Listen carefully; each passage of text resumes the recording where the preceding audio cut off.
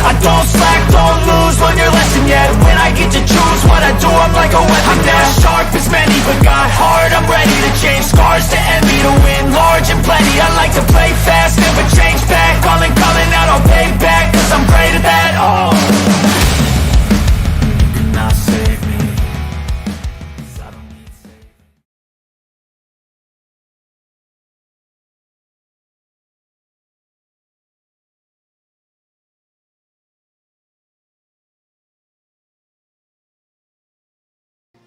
Welcome everyone to the Sports Jedi Network's Bronx Bombers Strike Back podcast. It is the watch along tonight. Again, the New York Yankees started green game series against those Texas Rangers, those spicy, hot hitting American League West leading Texas Rangers. Good evening, everyone. It's a beautiful, feel-good Friday evening. I hope you guys are having a good summer Friday evening to go. So thank you for joining us this evening here on the Sports Jedi Network, Bronx Bombers Strike Back. Now the Yankees, they're coming off a really disgusting loss last night, 10-2 on the hands of the Mariners. They won a series they haven't won since the beginning of June. Now you have to continue that good trend. You're at home. This is a second series of a 6-game home series before you go on the road. And what a tough way a tough test or a good test against these Texas Rangers team. And you know how we say you're only as good as your next day starting pitcher. And we have the pitching matchup tonight. It is Dane taking on Clarke Schmidt. Now he came in, he was a reliever to start the season when the DeGrom news hit. When he went on the IL, he stepped in. And he has six. This is going to be his 8th start, a record of 6-1. The first 4 starts, he was unhittable. Lately, he's been, I don't know if it's coming down to earth, but he has some good stuff. Either way, this is a good starting pitcher for the Texas Rangers, fully in that role for Jacob DeGrom with a 6-1 record with a 2.92 ERA. And, of course, we'll go up against Clarke Schmidt. Now, Schmidt, the record of 2-6 with a 4.65 ERA. A lot of us Yankee fans, we're like Thomas. We have to see him continue to grow, continue to play better. You know, we still have the PTSD of Clarke Schmidt of the early part of the first quarter of the season. I know we're not even at the halfway point yet, but the early part in the April, May, he wasn't very good. He's trying to turn the corner tonight for Clarke Schmidt, and that trend continues. We saw Domingo Germán had 7 games where he was really good, and the last 2 he's been dreadful. We're waiting, hopefully, as a Yankee fan with the PTSD, we're hoping that he continues the good trend of pitching well for Clarke Schmidt. It all starts with getting ahead of the count. Of course, he has to get ahead of the count, first ball strikes, and keep the pitch count at a minimum per inning against these very good pesky Texas Rangers hitting squad. Now, of course, we'll give you the matchup. We saw you the pitching matchup. We'll give you the records on these two teams in a minute here. And Texas Rangers are 46-28. Of course, we told you they're leading the West. And, of course, the Yankees, 41-34, and they are 3rd in the East and a 2nd in the second wild card. Now, that record, let's make a bet. Let's go to Friday nights. Let's make a bet. Let's make a wager. Tonight, the Yankees are a home favorite at a 1.5 runs at a -110 on money line. Over and under 8.5 runs at a -110. Remember, bet with your head, not over your head, and good luck. You could go Clarke Schmidt's innings, 4 2/3 innings. Take the over and under. You could make that into a parlay. You could get the amount of strikeouts by Dane against this Yankee lineup. Wait a minute, Jed. I don't know what the Yankee lineup is. Ms. Valda Butler. Hello. Salute. Hello. And Ms. Valda sees CP3 to the Warriors. Yes, we were all shocked on that move. extremely shocked. And boy, the basketball off season has given us a lot of good stuff, juicy drama. And I think, and that's nothing. That was just the draft. Free agency, Flitz coming pretty soon. So let me give you tonight's lineup for both teams here. And tonight's starting lineups, here it is. I'll give you the visiting Texas Rangers. And leading off and playing second base, Marcus Semien. Batting second, the shortstop, Corey Seager. Batting third, the first baseman, Nate Lau. Cleaning up, the right fielder, Odalis Garcia. Batting fifth, the third baseman, Josh Jung. Batting sixth, the designated hitter, Robbie Grossman. Batting seventh, the catcher, Mitch Graver. Left field, Ezequiel Duran. Batting eighth, and batting ninth, Loris Travades is the center fielder. And the starting lineup for our New York Yankees. Leading off in right field, Jake Bowers. Batting second, the second baseman, Gleyber Torres. Batting third, the designated hitter, Giancarlo Stanton. Cleaning up, the first baseman, Anthony Rizzo. Batting fifth, the third baseman, DJ LeMahieu. Batting seventh, the center fielder, Isaiah Kanafafa. Batting seventh, the left fielder, Billy McKinney. Batting eighth, behind the plate, Jose Trevino. And batting ninth, the shortstop, Anthony Volpe. So that is the lineup for the New York Yankees tonight. And of course, welcome to the channel. Welcome to the BX Sports Jedi Network channel. Please hit that like button, that thumbs up button. It helps us with the program, with the algorithm. Let other Yankee, Texas Ranger fan, or whoever we're playing that evening to come on and watch along with us. Watch along. We are a big audience participation program. We ask you to participate in the chat. Let's hear your thoughts, your comments, and of course, in between innings, we could even go off subject. If it's basketball, MMA, wrestling, you name it, you got it. That's why we are the Sports Jedi Network. We are a Jedis of sports fanatics all around across all sporting platforms. Now, this is for the very first time you're watching us on YouTube, Rumba, Twitch, Twitter, LinkedIn, Facebook, Reddit, and the Discord. Simple. Just follow us. Let's know, right? Come in. If we can only see, unfortunately, in this platform, only the YouTube chat. So we ask you to come on YouTube and put your comments. We'll highlight it. You're part of the show. You have a voice in the program. We don't ignore any of the chats, and we don't recommend. We don't push. We don't push for the super chat, although donations and always welcome. But we always read your comments. We acknowledge everyone that's in there and taking their time with us. Now, we do show you a scoreboard. We show you, keeps the tracks of the balls and strikes, who's up, who's not, and the plays there. It's always a couple seconds ahead of us, but you keep an eye, you interact with us, and you watch along. If you're not able to watch it, if it's out of your market and this is your favorite club against the Yankees, or you're a Yankee fan somewhere outside of the New York market, you just watch along with us. Definitely we'll put the scoreboard there as you see it.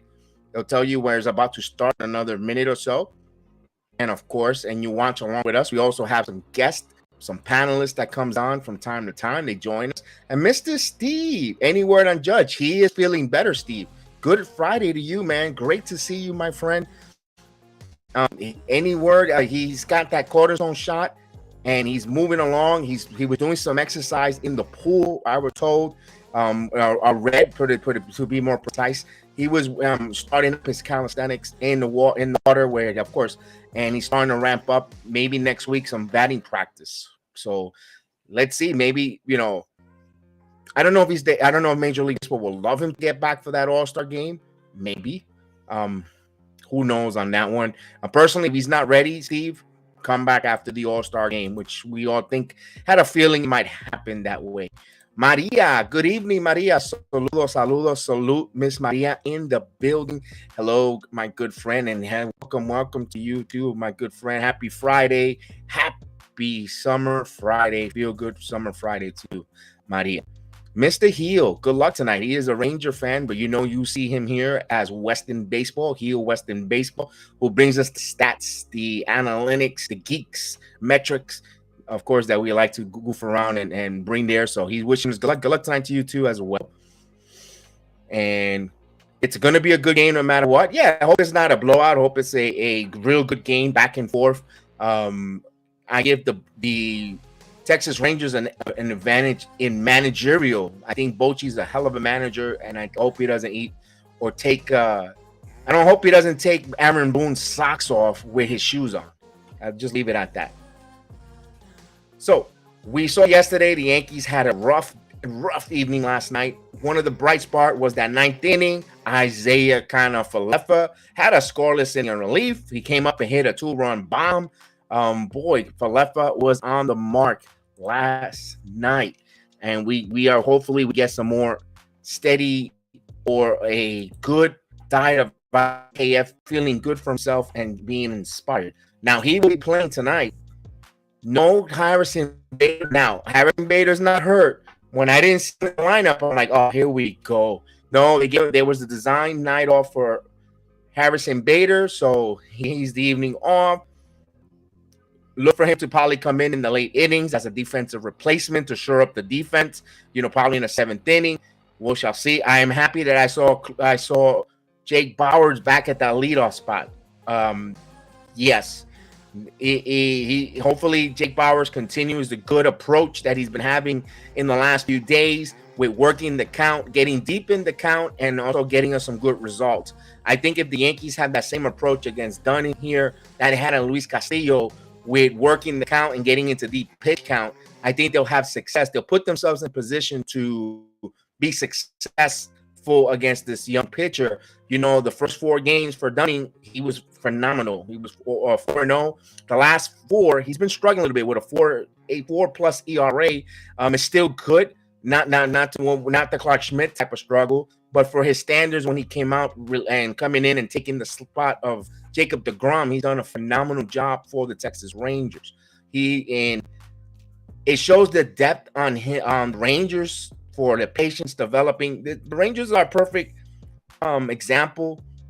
You could say worst to first, with a sprinkles a little bit of everything. They develop a good farm system, made some smart trades, signed some really good key free agents, and also got some good pitchers, either free agents and bringing up and making some trades. So they're showing you how to sprinkle a little bit of everything. Did they go through their rough patches? Yes, they did. They had a tank or what they call tank now when you don't have good years. They brought in a hell of a manager when they're about to win, and they just did some good moves. If you're not a Texas Ranger fan, you look from the outside. That's a smart way of doing things there. Although we've seen the Rangers done this before with a lot of high price free agency, doesn't work out. They tear it down. But right now, you know what? As if you're a Ranger fan, enjoy the season. They're 46-28. Just take it for a ride, enjoy it, and you worry about it at the end of the season where you end up. Don't put any expectations you might not achieve. Just you know what? Relax, loose, and enjoy as the Yankees take the field here.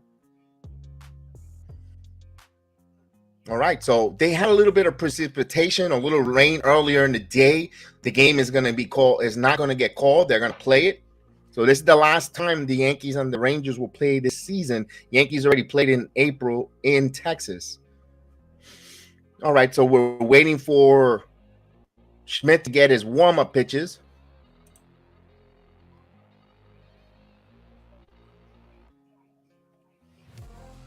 He's starting his warm-up tosses. It's going to be a 16 up start. He has a 2-6 record with a 4.56 ERA. He has pitched 71 and 2 innings pitched, 80 hits, 73 strikeouts. He has surrendered 22 walks and given up 11 home runs for the right-hander. The lefties are the problems for Clarke Schmidt, although he's been rectifying that slowly but surely, putting up some positive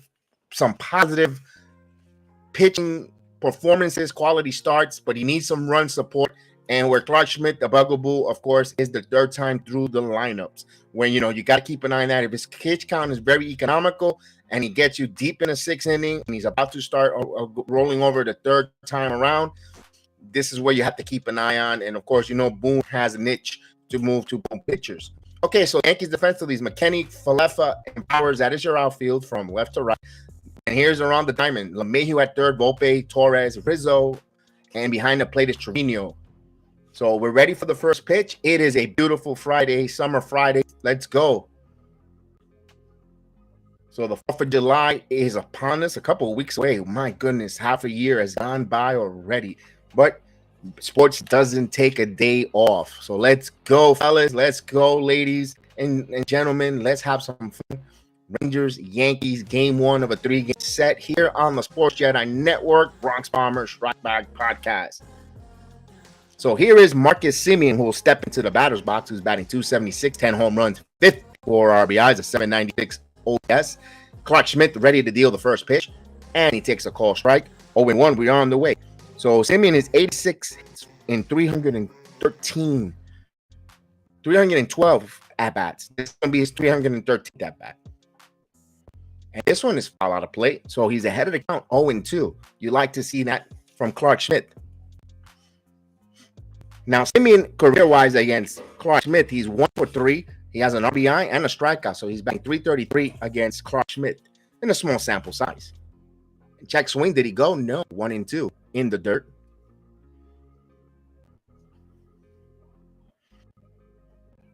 So 1 ball, 2 strikes, the leadoff hitter, Marcus Semien, as we start this game. Clarke Schmidt now deals. This one is chopped to third. LeMahieu fields across the diamond, and we have the first out recorded. 5-3 if you're scoring at home in the scorecard like I am. 5 the third baseman, 3 the first baseman, and the first out is recorded.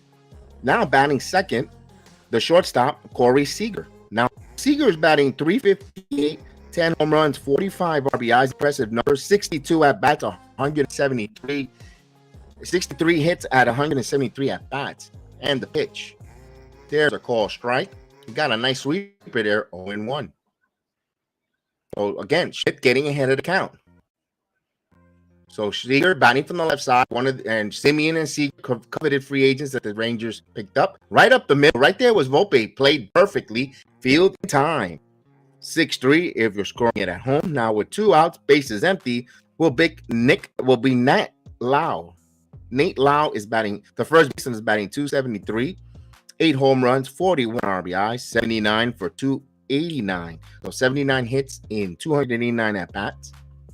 So Nate, who has 792 OBS from the left side batting, and fouls it.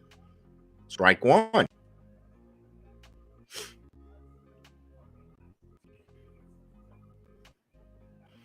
Torres time shoe there.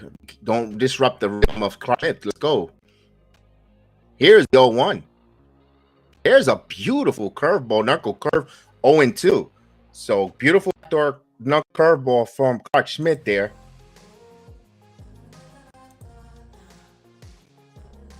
And the pitch inside and low, 1 ball, 2 strikes. So we're waiting. We need that 2-strike horn.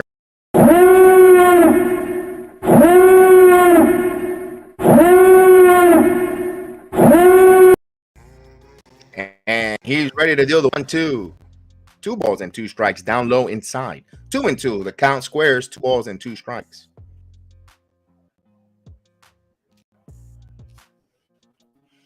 So this is Clarke Schmidt with his 10th pitch, 2-2. This one is grounded, through for a base hit. There goes the perfect game and the hitter.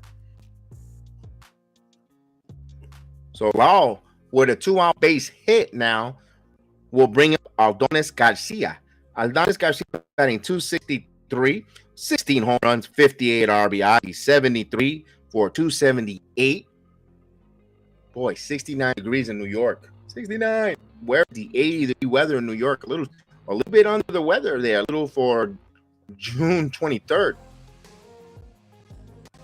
And the pitch from Schmidt outside. No, actually takes the corner for a strike.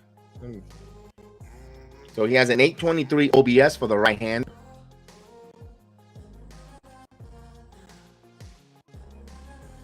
Now Clarke Schmidt ready to deal the 0-1.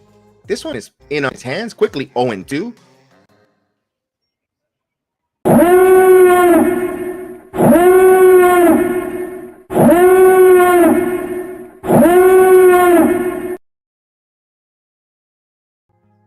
So we have an 0-2 count. Clarke Schmidt trying to put it away here with 13 pitches. This is the 14th. And the pitch in the dirt, 1-2. So he missed with that knuckle curveball. Trying to see if Aldonis will fish on that one. Good on Aldonis Garcia not to chase.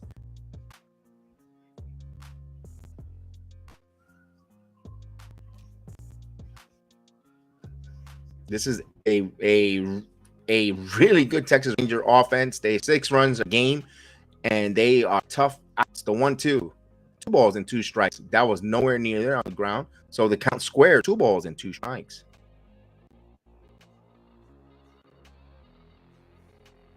Now, we were wondering, Lyle does not run fleet of foot. He has no stolen bases, so I don't think he's going anywhere. We have a 2 balls and 2 strike count. Schmidt deals. This one is fouled out of way. He stays alive.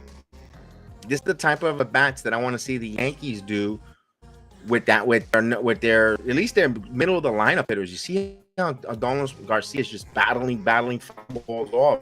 You know, he's already seen 5 pitches. It's gonna be 6 pitch seen on Clarke Schmidt here. And time is called by Garcia. He steps out. Umpire grant in. So we'll have reset here. 2 balls and 2 strikes to count with 2 outs here. We're running at first. Wow. We're just on this way. The game just started. Now Schmidt now. And deals the 2-2. Swing and a miss. The ball gets away from Trevino. Trevino now picks it up. And he cannot get it. So Garcia's going to reach. And the inning will have continuation here. He struck him out. And this is going to be an E2. It's going to be a pass ball there.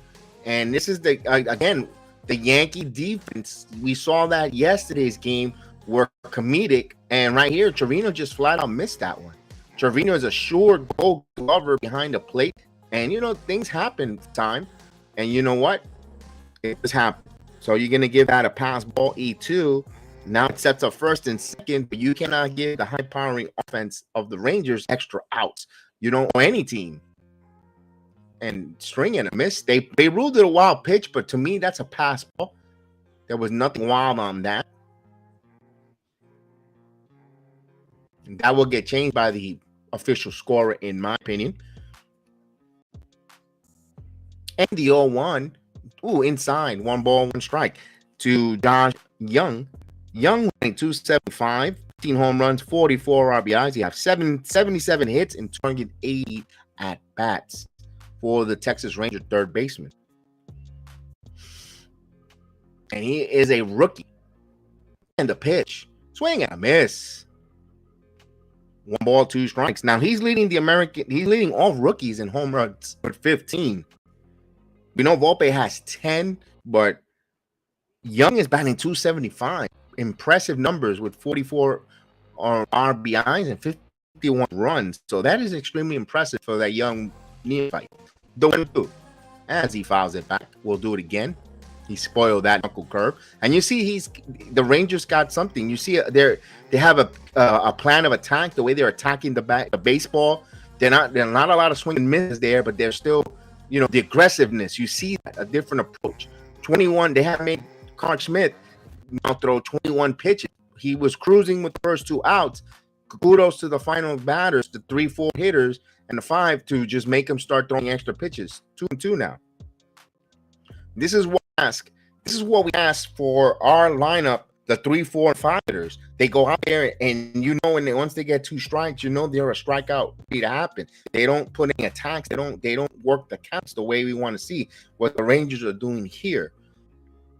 So we have a 2 balls and 2 strike, and this one is popped up. He got ahead of this one and to right fielder, and when it falls, and it makes the play there. So Schmidt was able to pitch around a couple of mistakes there by Trevino. Now that added extra pitches to Clarke Schmidt, but no runs, 1 hit, no errors. They leave 2 men on base. We go to the Yankees home first, and they will come up to bat here.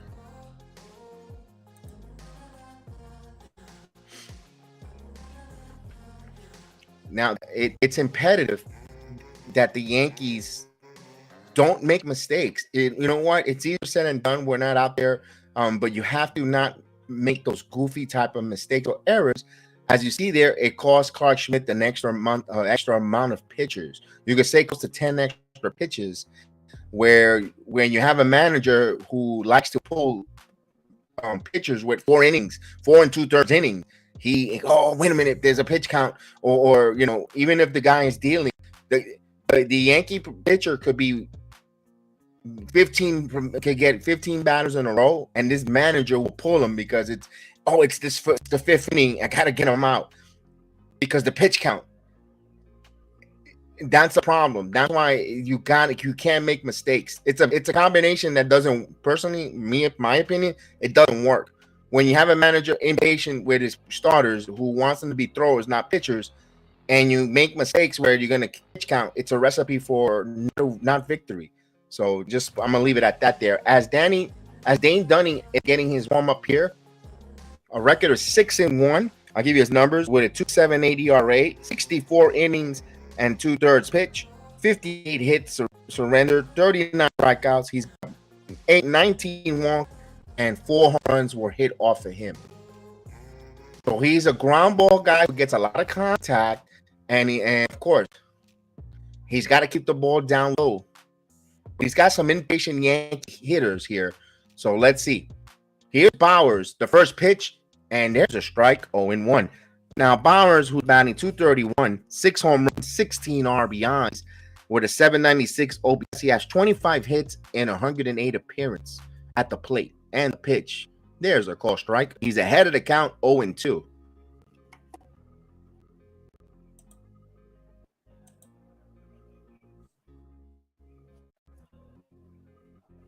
And 0-2. Check swing, 1-2. So we have a 1-ball, 2-strike count.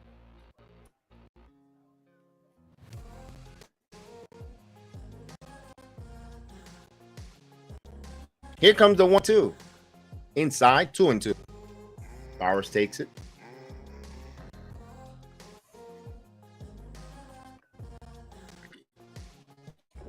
You see that Dane has a lot of movement in his pitches. 3-2 now.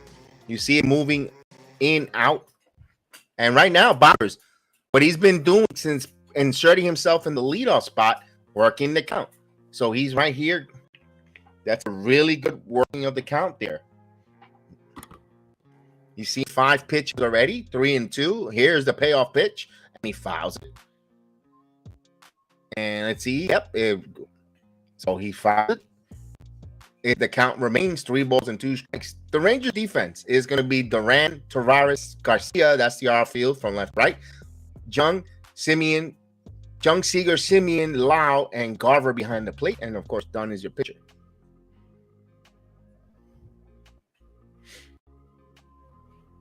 So here's the 3-2 pitch. And there's a walk.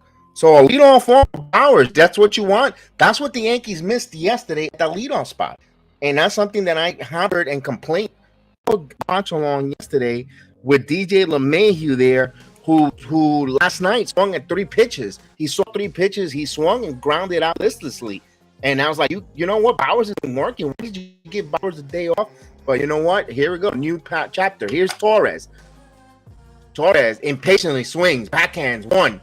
And of course, this is again, they kill a rally all the time. What's the problem taking a couple pitches? Come on. That's a philosophy that has to change with this damn team. What's the point? Work a couple pitches, see a couple pitches from the pitcher. He grounds out a wet blanket. Torres, 253, 12 home runs, 630 RBIs. Boy, what a wet blanket. He grounds into 5-4-3 double play. Now bases empty. Here's Stanton. Stanton swinging like he had a taxi cab waiting for him outside of Yankee Stadium with the running.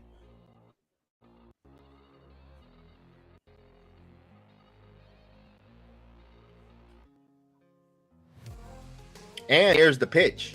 Up high for a ball. He is in a rush. They're like in a rush here, this team. They can't work the count. They don't want to work. It's like, my God. And the pitch. Swing and a miss.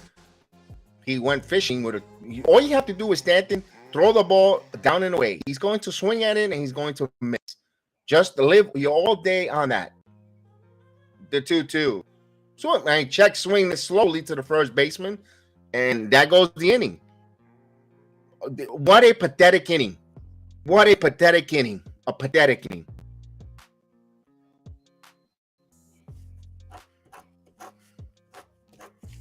No runs, no hits, no errors, no man left on base because Mr. Torres wants to swing at the first pitch and ground out instead of seeing the guy just finished giving up a walk. You saw your leadoff hitter get seen 6 pitches. He was working the count. He is, you know what? You guys working in the batter's box. What he does, I'm gonna swing at the first pitch, ground into a double play. I'm gonna pull a tailing ball away from the right hander. The ball is tailing away, and I'm gonna pull it because I got my launch angles. I'm telling you, this is the flaw. This is the flaw with this team when it comes to the hitting. Their approach, their hitting approach. They have the talent. Is the way they're executing their approach. It's backwards. Yeah, what a frustrating first inning. I was feeling good here with Bauers, especially coming off of that miserable game last night. You saw the difference between the lineups. You saw where, Bauers, okay, let's go. You're working the count, 5 pitches. You know what? Get on base. I like when the base runner's on, and boom, he just goes. He has to go fishing on the first pitch and ground into a double play. I mean, come on. Come on. Maria, let's go. Happy Friday indeed. Hopefully it stays a happy one. Hopefully it stays a happy one here.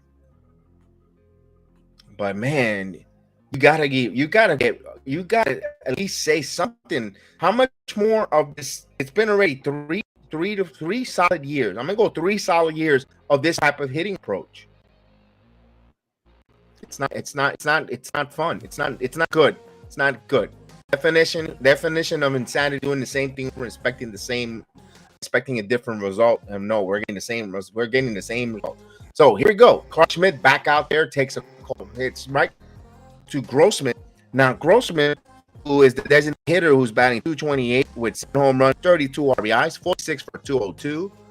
There's a ball outside, 1-1.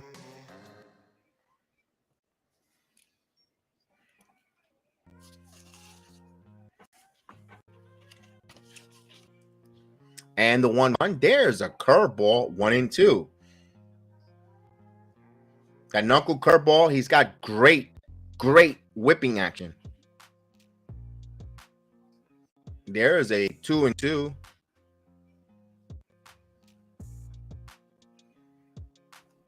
So 2 balls and 2 strikes here. So the leadoff hitter, Grossman. This one is hit line and it's going to split into the gap between right center. It's going to go all the way to the wall. IKF fields it, throws it in, and Grossman is on with a double. A leadoff double.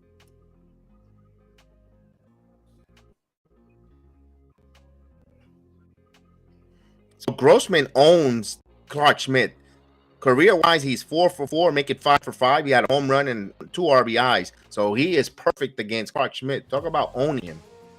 He sees the ball extremely well. Mets down 1-0 in the first. Thanks for letting me know that, Steve. Mets got the Phillies. They really got to try to sweep the Phillies if they want to get back to this. They swept the last time, but man, can you really go to the well often again? We'll see. So here's Mitch Garver, the catcher. He's batting .254 with 3 home runs, 12 RBIs. He has an 0-1 count. Schmidt deals and he fouls it back. It's 0-2. Garver has 46 hits. Actually, 15 hits in 59 at bat. Sorry, there I saw the wrong number. Now let's see how Garver is going to execute here with a runner at third with no one out. If he's at second, if he's going to move the base runner to third, I mean, let's see how he executes on 0-2. The pitch. This one is grounded and it'll go foul. It's still 0-2.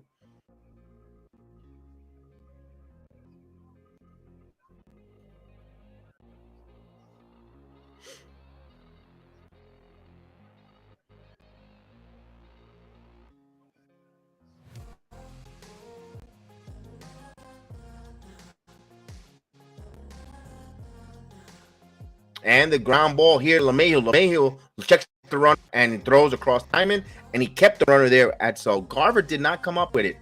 It's a little bit of a surprise.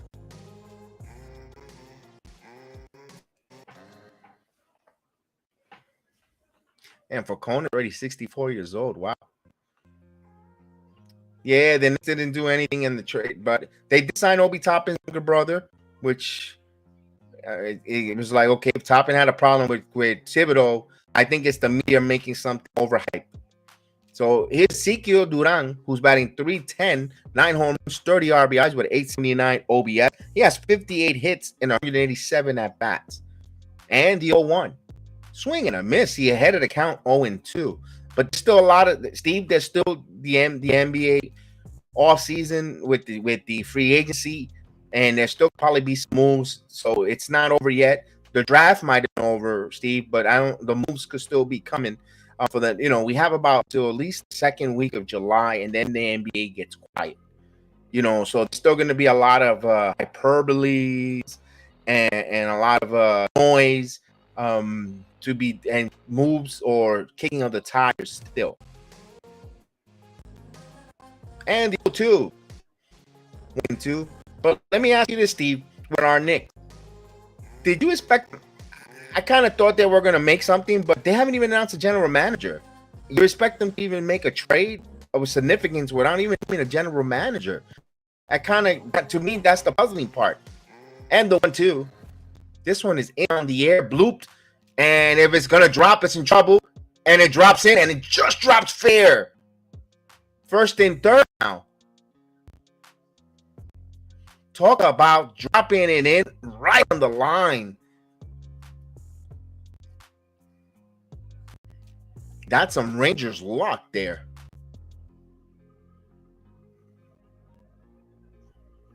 No Paul George, no Zion. I kind of want Zion, though. I kind of do want. I'm going to be honest. I kind of do want Zion Williamson. I kind of do. I don't want Paul George. And we saw Zach LaVine does not want to come here. Which is fine. And the stigma. And there's a pitch outside. 1-0. So here's Travaris. Loki Travaris was being 299, 8 home runs, 32 RBIs in the number 8 spot with an 822 OBS. He is back from the left side, some speed. It's going to be tough to double up. There's a strike, 1-1. Got 64 hits and 214 at bats. Now, Ezequiel Duran from the Dominican Republic, he was acquired. He was former Yankee prospect, was acquired in that Joey Gallo deal. There's a call strike. Boy, we could have been using a left fielder right now, and we decided to trade him for that garbage Gallo, and look at him playing on the Rangers. I mean, sometimes we get impatient and we move our players for something that looks kind of, not everything that's bright or shiny is gold. And my goodness, a 310 hitter, swing and a miss. Wow, he got there. Tavares on a strikeout. We went for that shiny garbage, that Gallo. So here's Simeon. So got a good knuckle curve there. Yankees are 1 out here to get out of this here. 40 pitches, though, for Clarke Schmidt. A lot of pitches.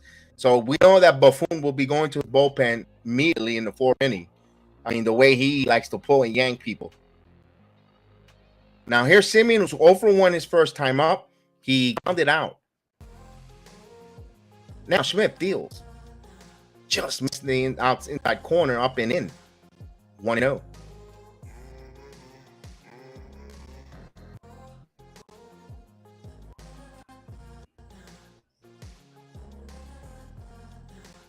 The pitch.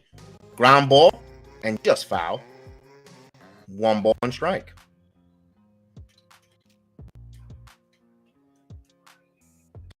They think they want the former Myers. I don't know if Myers want to come here, Steve. I would love them to get Bob Myers here to be the general manager, because even if Leon Rose doesn't work, you have a guy who could run and knows, a good basketball guy. But I think the Knicks, 1 ball, 1 strike. I think there's a lot of things behind the scenes that are happening, and I think with the Knicks around the league. And man, there's always excuses when it comes to the Knicks. First it was that there was a power struggle with Checkets and Raleigh. Remember that in the 90s? And then they change of ownership where now James Dolan became the owner of the Knicks. You seen Hall of Fame managers come to the organization and they forget how to coach. Lenny Wilkins and the guy that looks like Mr. Oprah, Larry Brown. He all forget they Hall of Fame coaches. They all forget how to coach. They can't coach. And we had one of the worst seasons. I know talent also. You need talent, but man, you tell me a good head coach couldn't get you some smoke and mirrors. Whether you could have been at least a meddling team. They were putrid under those head coaches. Even Isaiah Thomas with all the shenanigans. 2-2. Where one thing I could say about Isaiah Thomas, like him or don't like him, he knows to evaluate talent. He knows how to get he knows players who has the it factor who could play in the league. But he was not a good head coach. And the 2-2 grounded right there to Volpe. Volpe goes a short way and the Yankees get out of that one. The Yankees flirted with some disaster there. Clarke Schmidt gets out of it. 3 hits for the Rangers, and the Yankees will come up here to close out the second inning. The bottom of the second inning, they'll have Rizzo, LeMahieu, Falef, McKinney, if anyone should reach. Now back to those Knicks. You know, if you look at their trajectory, Steve, they all forget how to coach. Van Tone, the only one they bring in Donnie Walsh, who was a hell of an assistant. You know, he was a hell of an assistant, and Donnie, executive, he clean out Clap space. He clean out all the crap. You know, he got Curry. That's right. He you know what? Not every. I'll tell you, there's a lot. Curry. What happened to Curry? He was balling in Chicago. I don't know if it was the pizza in New York or what the hell happened here. He just fell off a cliff. Maybe it was smoke and mirrors. Maybe that was all there also too. The Knicks for trying to run and get someone. Poor decision making, whatever the case is. Yeah, I get you there. But all of a sudden, you had Donnie Walsh. Well, you had a good executive coach or executive there, and you had the owner overstepped his boundaries. Get Carmelo. Carmelo wanted there, and he was impatient. You know, Walsh was striking out. Even Donnie Walsh couldn't get in these players. LeBron didn't want to come here. For me, I'm going to say it. It feels like since 1985, the NBA has been colluding. It's been colluding to the Knicks not to win. It seems like the league has been in collusion for the Knicks not to get anything good. They can't get any players. Now that no one wants to sign here because it's always in a damn excuse. The excuse is the owner. Ever since that frozen envelope, it's like they've been in a collusion. You're gonna get Patrick Ewing. You better win because you're getting. You know, they can't get anything. Even when they suck, they can't even win the lottery. They can never win the first round pick. Can never have the first pick. They can't get the Victor Wembanyama. They can't get the LeBron James. They can never get the generational player talent when they were terrible. They always got to settle for third, fourth. Even even if they were to tank and only win 10 games, I guarantee you they'll probably be the third pick of the NBA draft. It's like it feels like the NBA is colluding against the Knicks. Never, you know, it's like they're never going to get the light at the end of the tunnel. It feels like that. The 1-2 to Rizzo got hit on the foot. Rizzo was batting .268 with 11 home runs, 37 RBIs. He's on with a hit by pitch. And Dolan what happened with Walsh? I think Dolan got impatient. You didn't sign. You had a lot of high level players, and they couldn't get any of them. And when Melo was the last one available, he jumped on it. He was like that guy that was you're trying to negotiate, and you dying to, yeah, I'll take it. That's what it felt like. So here's DJ LeMahieu, who's batting .228 with 7 home runs, 23 RBIs. He has 52 hits in 228 at bats. Rizzo on with a hit by pitch. There goes the perfect game there for Dunnan. Actually, that was already broken with the leadoff walk. So he still has got no hitter going on here.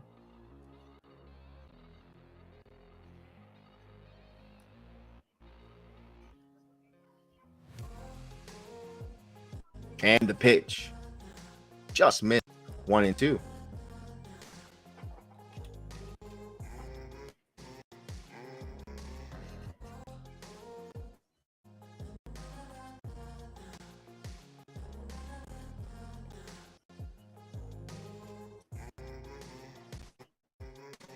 And the pitch, this one is grounded, and this one it is off the wall to the left field. Rizzo will go to third. Where's LeMahieu? And LeMahieu is there with a double. So much needed double Yankees where LeMahieu needed that. LeMahieu needed that. I think LeMahieu, this is where I think LeMahieu wants to cook. I said it. Put him in the 5th spot or the 6th. And because he's a contact hitter of used to be. And if he gets back to this here where there's no pressure as leadoff hitter, I still didn't like his approach. Only saw 4 pitches, but if he's going to see 4 pitches, put in that 5-6 spot. Let's go. Here's Falefa. Here's a bunt. No, it was a soft roller, and no one couldn't get that runner in. Now, Falefa was batting .237, 4 home runs, 17 RBIs. He swung at the first pitch and just sole roller to third base. Yankees cannot leave runners on base against this Texas Ranger team. Here's Billy McKinney now. McKinney was batting .318, 33 home runs, 5 RBIs, 14 for 44 for the pitch. And McKinney, slow top crew shot. He's got to come home, and McKinney gets the run. Boy, did not hit a ball out of the outfield, out of the infield. And they got 1-0. They were fortunate there. It got past the pitcher on Dave Dunning.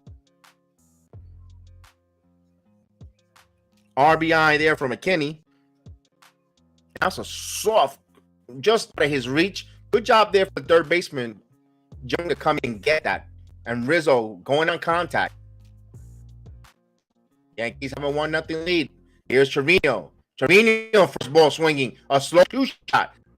3 slow ground balls on third. And the Yankees are in a damn rush. They got a taxi cab outside. They're swinging at the first pitch and soft contact. Even though they get the 1 run on 1 hit. This inning, again, I don't like their hitting approach. They get the run. They get a couple hits here. They leave and ran on. They have a 1-0 lead. If they were to play with a smart IQ, this could have been an inning where they could have got 2 runs in. But you know what? Beggars can be choosers at this point here. So go to the 3rd inning. Maybe I'm a little bit too hard on this team. Now for the Rangers, it'll be Seager, Lau, and Garcia. So it's the 2, 3, and 4. Second time around again against Schmidt. Now, if Clarke Schmidt give you a bend but don't break performance here, and you trust the bullpen, but you gotta have score. You gotta, one thing the Yankees gotta do, they gotta score runs, and those soft contact on Dunning. I'm glad that the hit by pitch hurt him. It allowed that run to score. Mayhew was clutch with double, but the other batters with that soft contact, that's not kosher. That inning could have been worse. That inning could have been way worse, way worse. That inning could have been worse for the Rangers and could have been better for the Yankees. And you know what? That's baseball, because Clarke Schmidt got away with one in the second inning too. That inning could have been worse. The Rangers had something set up really nice there, and he got out of that too. So I guess those are the breaks. That's baseball. That's baseball, Susan.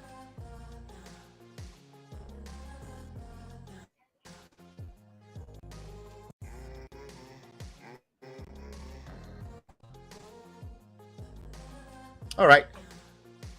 So we'll start here.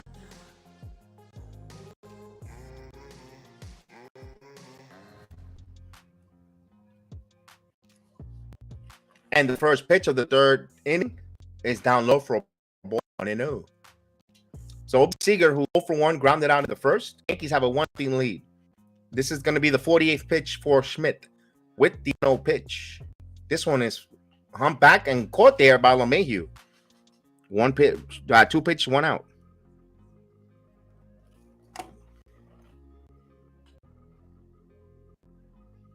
It has to be, Steve.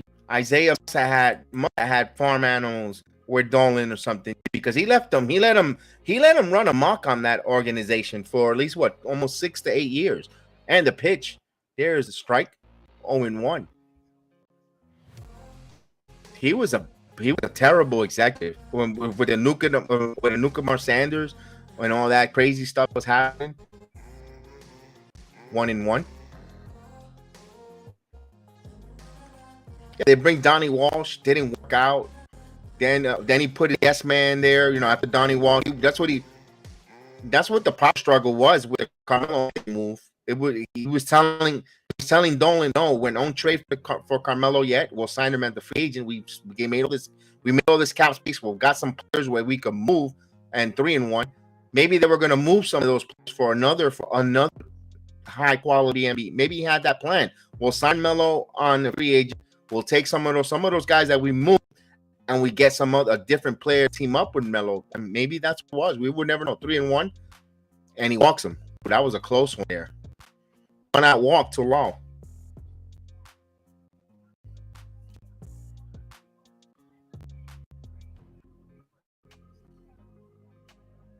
Yeah, that's the Nuka Bar Sanders. That's that sex scandal with the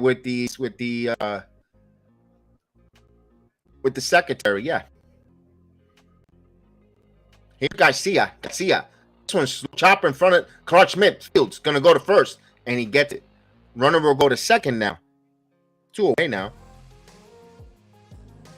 Will bring Josh Young.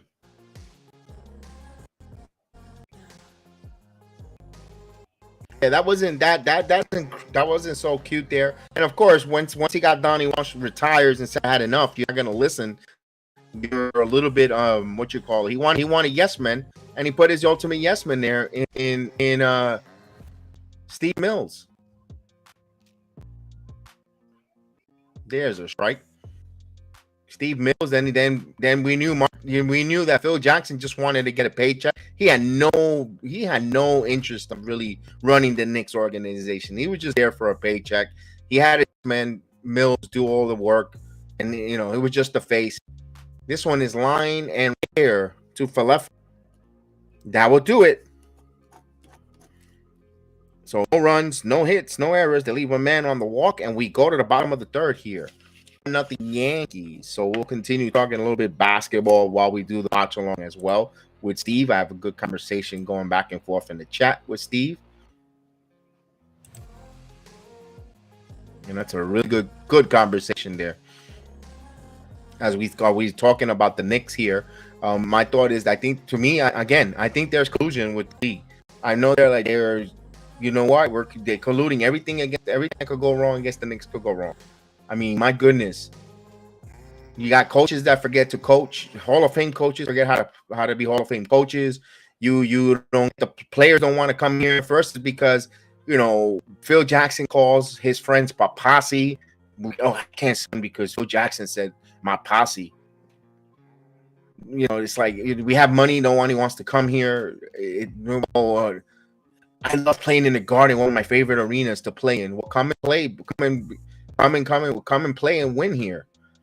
No, nobody wants to come and play here. Everyone is always, we saw the same thing with of course, thank God they avoided it with Kyrie and Kevin Durant.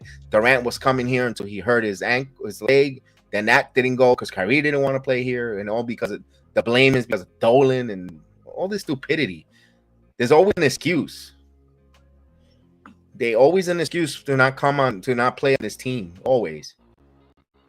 Now we hear the latest with, Zach LaVine's people advise him not to play for the Knicks because of the CA connection. Because he's an opposing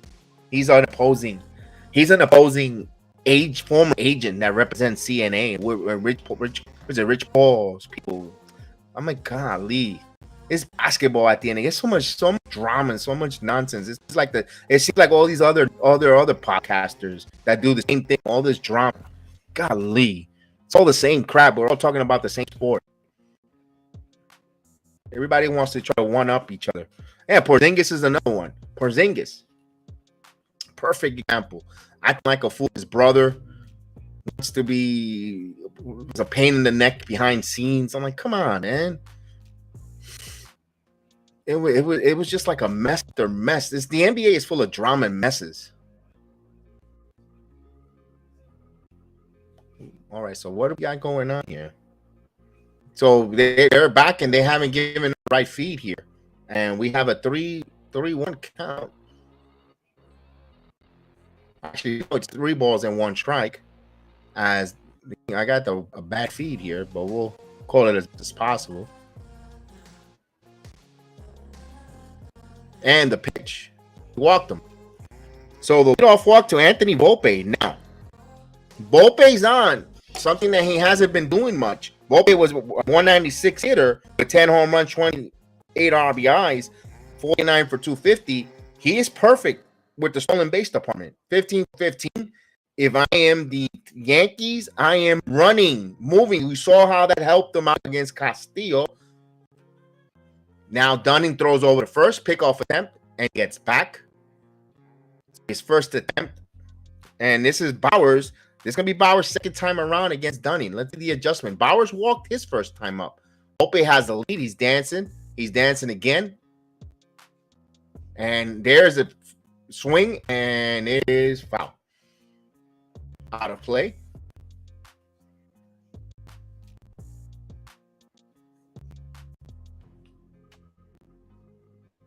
I guess the camera operations. Boy, broadcast. Now 0-1. Have to send Volpe here. And Volpe stays put, and now he rolls into Taylor made double play. 4, 6, 3. Again, where the hell's the manager? Where in the world is the manager? You got your nose, got your chewing gum. You're supposed to send Volpe, run, get out of the double play. He doesn't send them. My God, this manager's Volpe is hitting 196. If he gets on, I don't care. I don't care what happens. You have to run, folks. You have to run. Here's Torres. Jerome, what's going on? The 1-0. There's the strike. Jerome, I don't know if they're going to make moves, Jerome. I don't know if they're going to get a bat. The only one that could really make sense is Seager. It's Bellinger. Corey Bellinger's the only one that makes sense. And this is a 2 balls and 1 strike. Torres. Corey Bellinger left field. The only one I could make that will make sense for the New York Yankees. The 2-1. 2 balls and 2 strikes.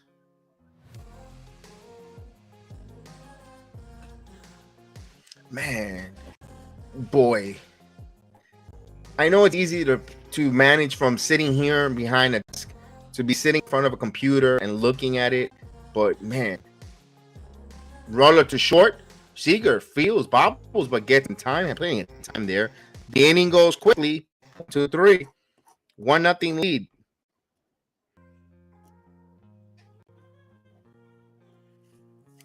My goodness, 4th or maybe 5 the manager. That would be phenomenal, Jerome.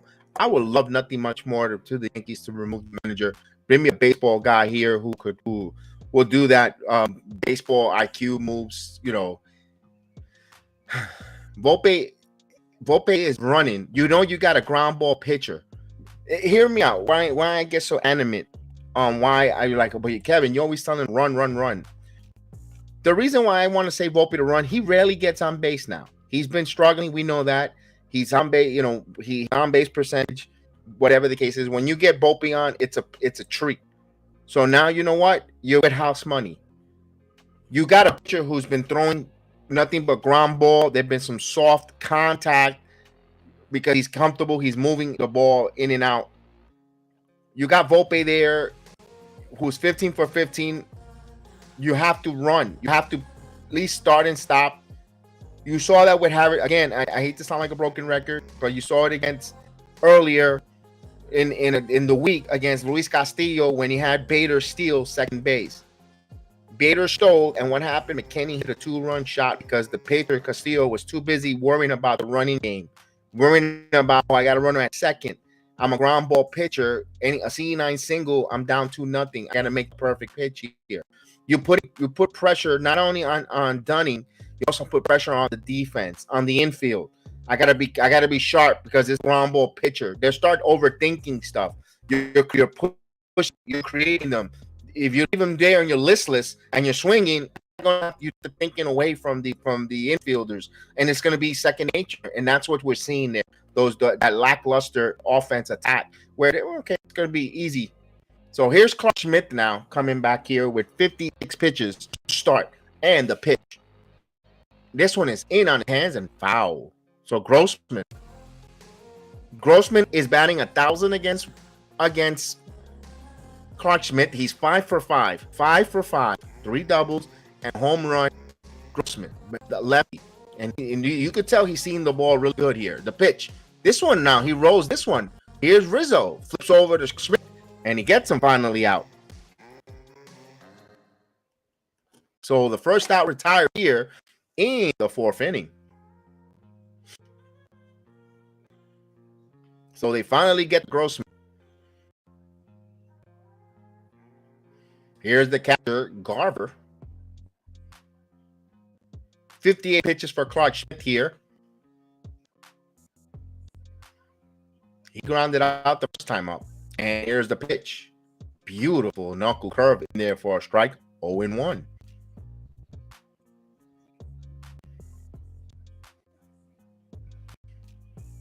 The 0-1 pitch. Up high. 1-1.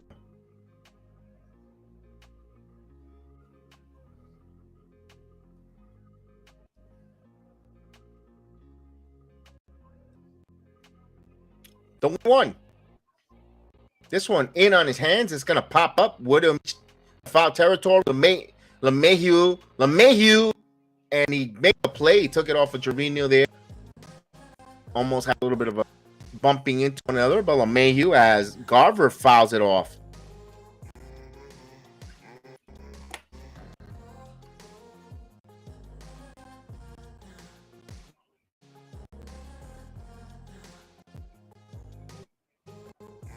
So 2 outs now. Here's Duran. Ezequiel Duran. Page's Hispanic is perfection.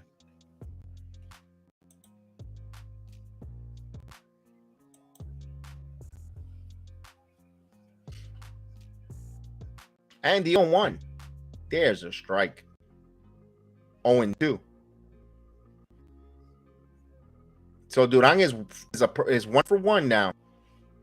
But Clarke Schmidt trying to get out of here. 63 pitches, trying to get out of this inning with 61st. And a quick thing. Let's see. And the 0-2. No, he bounced this one in the dirt. 1-2. Ooh, it's going to start to thunder. Mr. Davar, salute. Happy Friday, buddy. Let's win tonight. Indeed.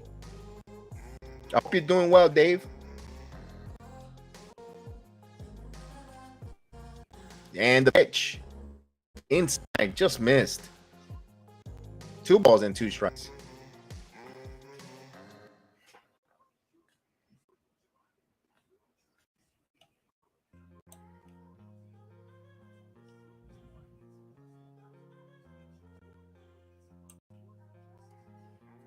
Hard strike. LeMahieu fields, throws, and Duran could run. Infield single. Duran has speed. Ezequiel is on with an infield single.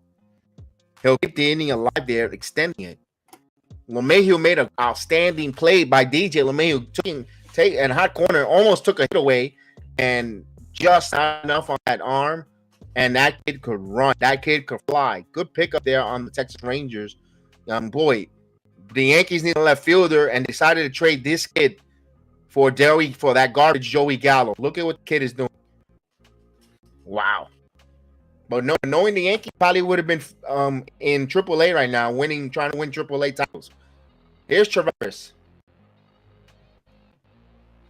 He would have been a rumor. He probably would have been a rumor. Oh, we have Ezequiel Duran in AAA. Oh, he's doing phenomenal.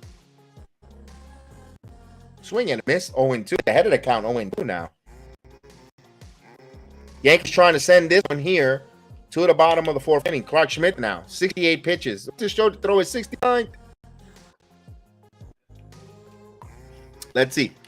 As Travis calls time, gets back in the batter's box. Now, the old pitch, Clarke Schmidt loves going to that knuckle curveball. It's been short tonight. The 0-2. There's the curveball. 1-2. Now, if I'm here behind a computer at home knowing what's coming, he's gonna have to mix this up, because you guarantee that this team or the major leaguers, they're smart. They know exactly what's coming and they'll make the adjustment. So hopefully he fools me as well. Let's see. The 1-2. This one is in. Got him to pop up. Shot center. Fell out, and he lets it drop. My God. And the run scores. The Yankees continue to play stupid baseball. That ball should never drop.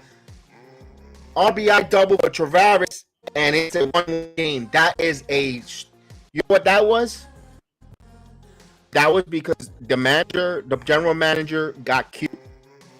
They have a hell of a center fielder in Harrison Bader, and they decided to sit down tonight because he needs a rest. And now that's an inexperienced center fielder. IKF is good, but when you play, what happens when you play something too long, expose it too long, the warts and the mishaps comes out, and that's the mishaps of having IKF in center field. All even at 1. Another misfortune, another sloppy play by the Yankee defense. Extends the inning, and now it's tied. That ball has to be caught. There's a 1-1 strike. The number 9, you got the number 9 hit pop up. End of inning. You win. You go up 1-0. You stay at 1-0. No, we're even at 1 because they got infielders playing the outfielders position. This one's hit. This is gone. Nope. Oh, he makes the play. Wow. Thought that was gone.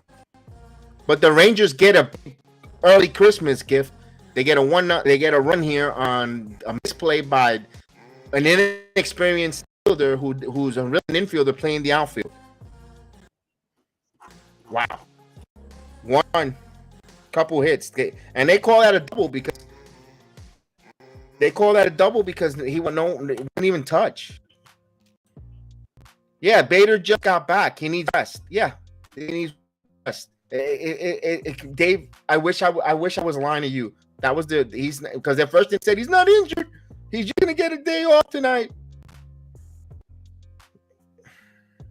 And you know what's comedic, Dave? He will be in the 8th inning. So did he really get a day off? It's just them being. It's the Yankees trying to be cute.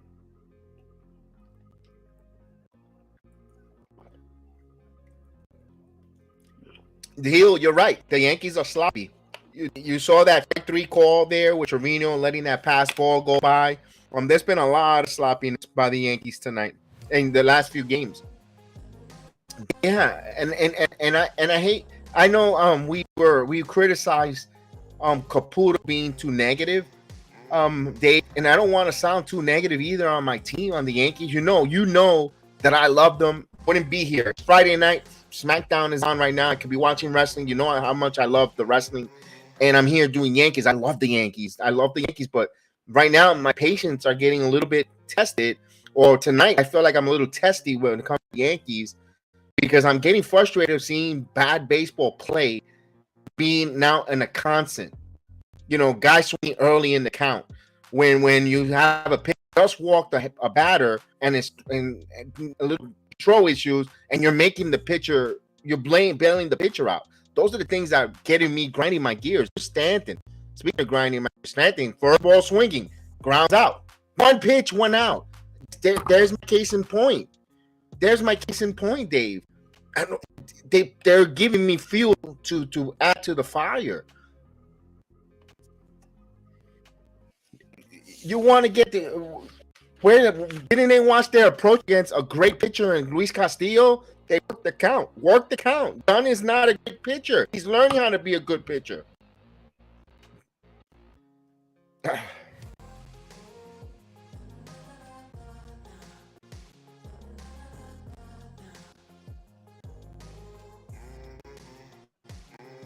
There's a strike, 1-1.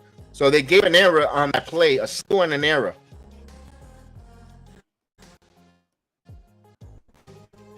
He scored from first, Durant, because he has speed on the base pads.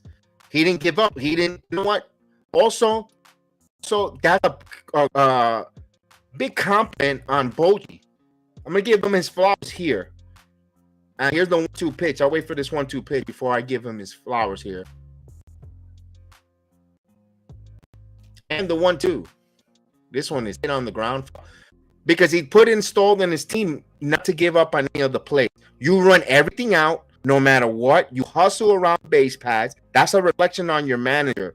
Durant from scoring on that blue hit in front of Falefa and Volpe from first base. That says because he was hustling, and that's what the manager wants. Everyone all in, all invested, no loafing, no lollygagging, none of this lingering, no pussyfooting. You go, you run everything out. You take nothing for granted, and that showed. They tied that game there as Rizzo fouls off 2 balls and 2 strikes. I gotta give Bochy his flowers. He installed that there from previous teams that they were playing the Yankees before, and now they're playing with some fire in there in the purpose. The 2-2 line right there to the first baseman, 2 outs.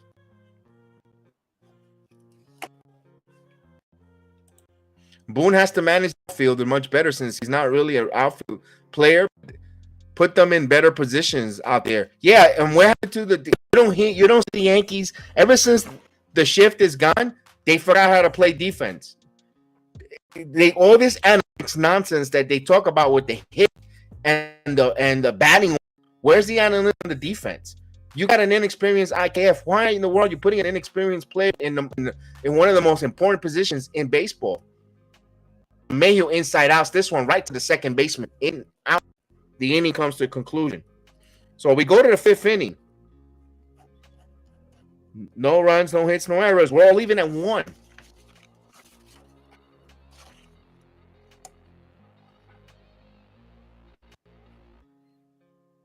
I'm telling you, I know Howe talked to Michael Kay and say he's going to evaluate at the end of the season and all that good stuff, but I hope during the All-Star break when they have those, I'm pretty sure the Yankee brass will get together, general manager, owner, while they have during that All-Star break, and they have some really deep or testy conversations. When I mean testy, from the owner, and putting some ultimatums. I hope it never gets out. I hope they do that closed doors where we, maybe 10 years or 5 years from now, we heard there was some ultimatums. Maybe that comes out somewhere, somehow, in some book or something. But I hope that he puts some ultimatums to the general manager, when they have the all break meetings, when they went with, because this is, as a Yankee fan, it's not fun. It's not fun. I'll be honest with you. I do this. I love watching. I'm going to watch this game no matter what. And I love doing the watch-alongs, but man, this is not fun. Seeing bad approach baseball from players, and I know most of us here, I think we got to say 75% of us that are watching along played the game, know about the game. We're not professionals. We don't claim to be professional players, but we know the game of baseball. It's still the same: 3 balls, 2 strikes, 4 balls, get your walk, 2 strikes, 3 outs, 9 innings. We know the whole shit. And man, when we see players with that kind of approach, liftless, making comical errors, you also see front office put outfielders, infielders in the outfield. They talk about Torres possibly playing outfield. Why? First ball swinging, chop to first, 1 pitch, 1 out. Seager, they needed that. There. 74 pitches for Schmidt. This is the 3rd time now. And that Boone is going to be itching. And who would have thought 74 pitches with 1? He recorded 1 out here in the top of the 5th for Clarke Schmidt. I didn't think that. The way his pitch was being elevated, I'm actually a little pleasantly surprised. I thought he would have 80 pitches by 4 innings, but no. Good job there to rebounding. 0-1. Ron Mariacho's warming up. There's the dumb manager. Guy is finally getting in the room, in the rhythm, in the move. The manager got bullpen going. Here we go. And he hit by pitch. Oh, there it goes. And then sometimes, let me ask you this, guys. Do you think when a pitcher knows that he's going through a third time around and he sees a reliever warming up, do you think that plays in the psychological, like, oh, he's got somebody warming up, I think he's gonna pull me. It's the fifth inning. He got someone up. He's probably gonna pull. And I think it seems like they lose their concentration. And here's pitch outside for a ball. 1-0. I think there was a way to hide the bullpen. Whoever's warming up, let it be hidden. Where the starting pitcher doesn't see it, because it feels like they know that there's somebody warm up and they just turn into mush. This one is Garcia hits this one. Sounds deep. Pfeiffer missed the play, so that was 397 feet out. He gave it a rock, but he hit it to Death Valley. Yankees were fortunate. It sounded like a crunch off the bat. Now, I'll tell you what, if this was a hot, muggy night in the Bronx, that would have been a home run. Because it'll get into that jet stream, it's been out. Here's Young. And he fouls this one out of play. 0-1. Schmidt, one out away here to send to the bottom of the fifth inning. With 79 pitches, this would be his 80th. I don't know if he'll come out for the sixth inning.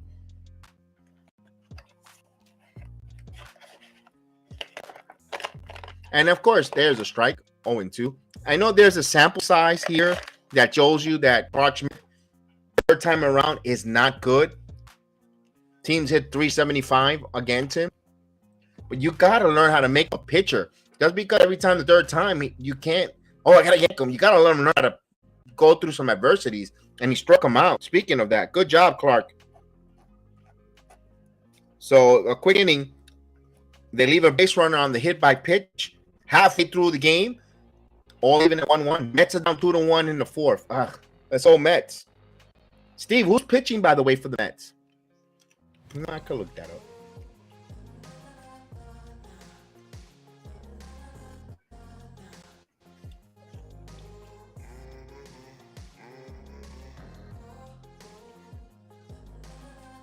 Let's see. Oh, the Mets are on Apple TV tonight. Oh, boy. Taijuan Walker, the former Met.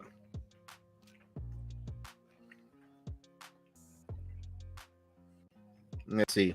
I'll find out who's pitching. I gave back the Yankee game.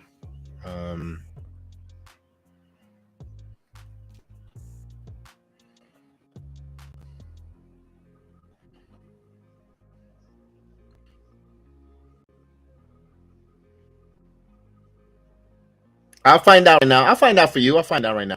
I'll get it. I'll get you that. I'll get you that right now. I'll get that for you right now. No worries. No worries.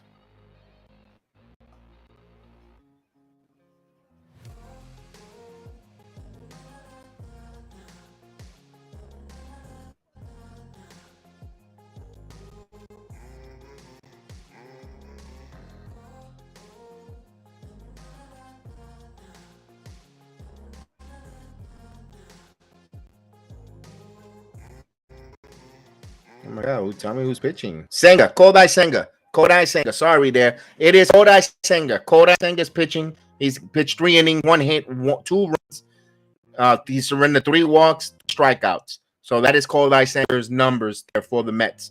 So I give Steve a little update there, Steve. And here we go. So here, Isaiah Kiner-Falefa takes a strike 0-1. We start the bottom of the 5th inning. And the 0-1 outside, 1 ball, 1 strike.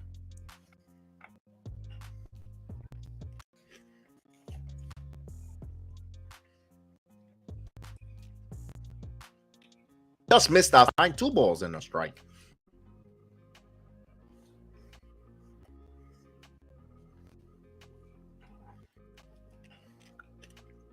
The 2-1. 3-1.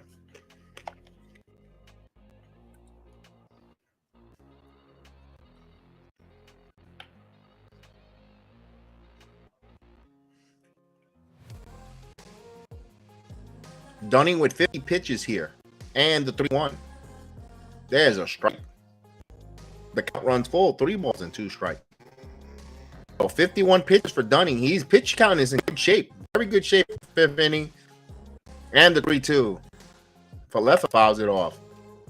The Yankees really got to take time here to really get a nice 25 pitch inning out of Dunn. And they'll still be in great shape here to even go 7 innings.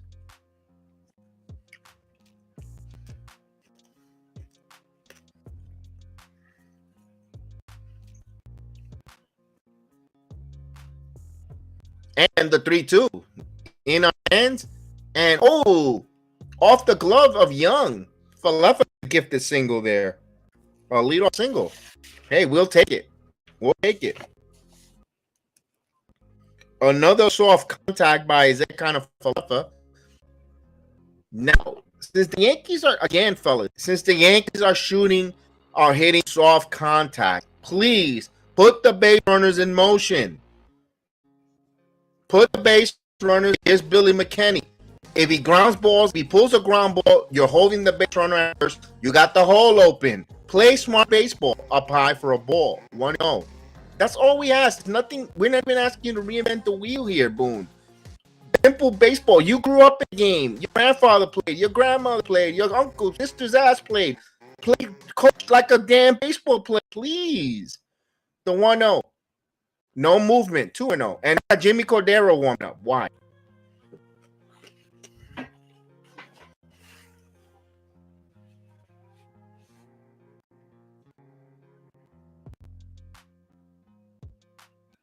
A 2-0 count for Billy McKinney.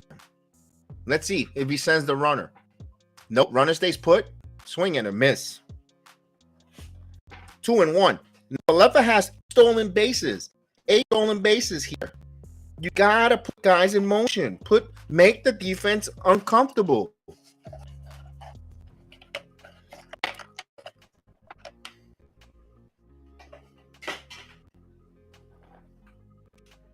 Mets trade Escobar to the Angels. Oh, wow. This one, Kenny in on his hands. Another bad at-bat. As much as I like McKinney this season, that was a terrible at-bat. 1 out. I agree. Jerome, that is a perfect statement. You cannot win a World Series when IKF is number 5 hitter. Actually, number 6. He's the number 6 hitter. But I get your point. Here's Trevino. Trevino takes a call strike.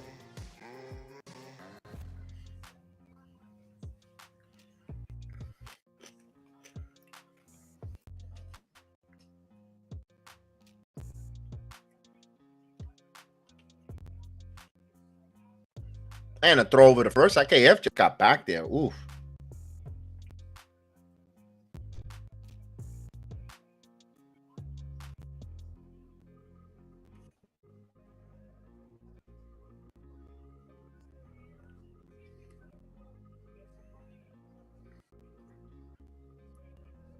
In 1.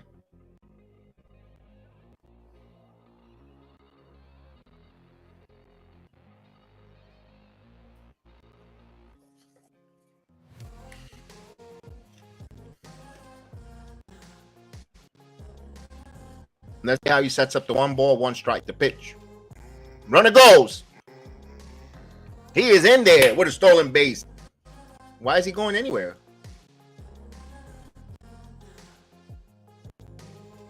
What's going on?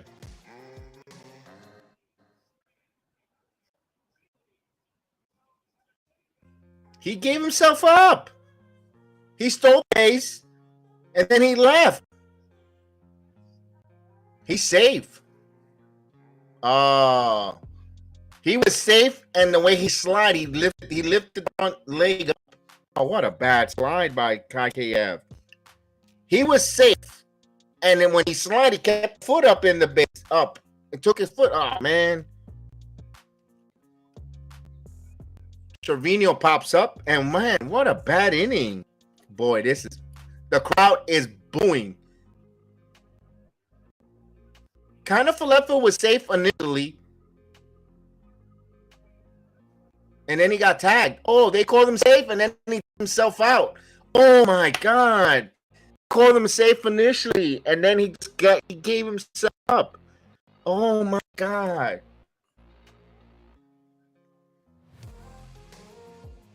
Wow.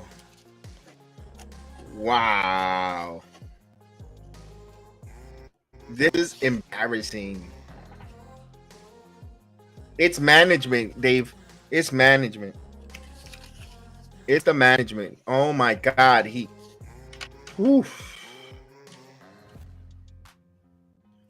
Wow.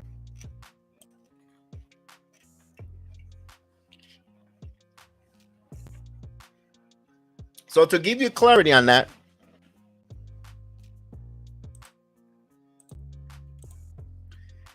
Camp stole the base. He slid to the base. He felt that his foot got off the bag but the umpire initially called it safe. He called it safe. He never called him out. So Camp thought he was out, and Camp thought he knew he slid. If you look at replay, although I think the Rangers would have went to the replay, they would have won the replay. Either way, Camp was going to be out. But I didn't like the fact that he slid. He took the call out the play himself because he knew he was out. Instead of staying there, and decided to retrieve, go back to the dugout, and Simeon was like, okay, you could see his face, like, okay, and he went and he tagged him because he was out of the base and he gave himself up. I mean, mental. Those are a lot of mental. The Yankees are playing with a lot of mental lapse, a lot of bad mental mistakes. And again, I go with what Davar says. It's management. You take the product of your manager, and they're making a lot of goofy moves, a lot of goofy mistakes. And gee, what does that look like? Manager making dumb pitching matchups, making dumb lineups, making play people out of position. It shows on the field. I don't know how I could just turn there and just look at this and not think and question the fan base of why they're frustrated or upset. Oh, it's only June. I don't know what the fans are complaining about. Because we see this. The pattern here is not going to get better. It's not going to change. Even if Judge returns, they're still going to make these mental goofiness. 2-1 now. Falefa playing terribly at center field.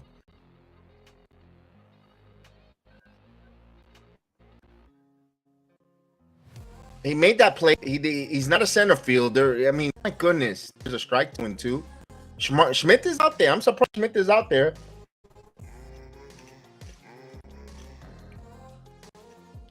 That's confusing. Imagine That's my question. As this one, right back to Schmidt. Schmidt fields and tosses one down in this inning.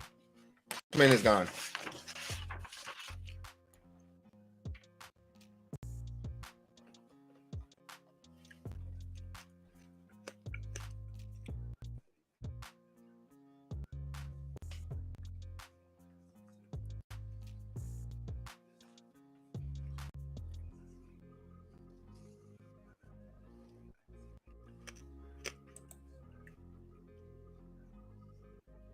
One and zero.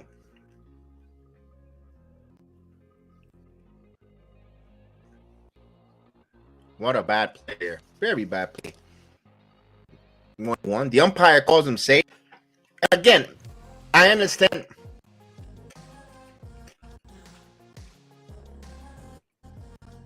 I would understand that they were going to lose that in replay, but you have to stay there. You can't just give yourself up. 2-1. That's a bad play, man. Terrible play. And who is accountable for all dumb plays? We all want to know. Well, Steinbrenner, Hal thinks that we're being overreactive as a fan base. It's only June. The 2-1. There's a strike.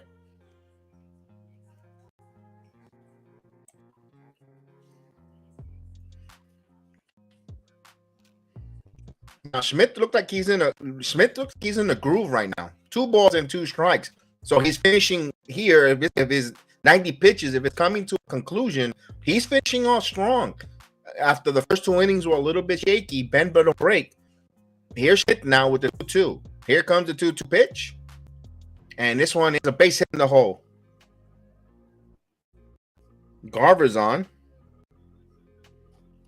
Here comes the on.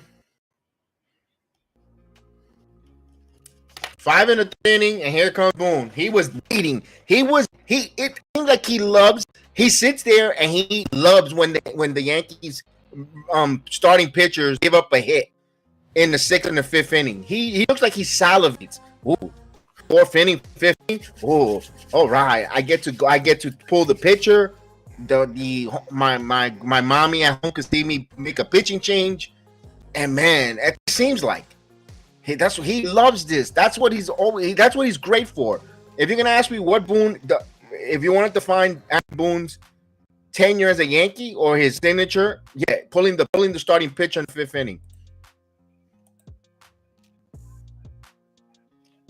Clarke did good. Clarke Schmidt did good despite the fact that he had a rocky first 2 innings, high pitch count. He settled down. Now you're going to bring a Jimmy Cordero who throws nothing but fastballs against a good hitting team. He better be on tonight. I'm telling you, better be on tonight. If the game gets out of hand with Cordero, Boone, I don't know how Boone has to go. We know he has to go, but it's not going to happen, but he has to go tonight.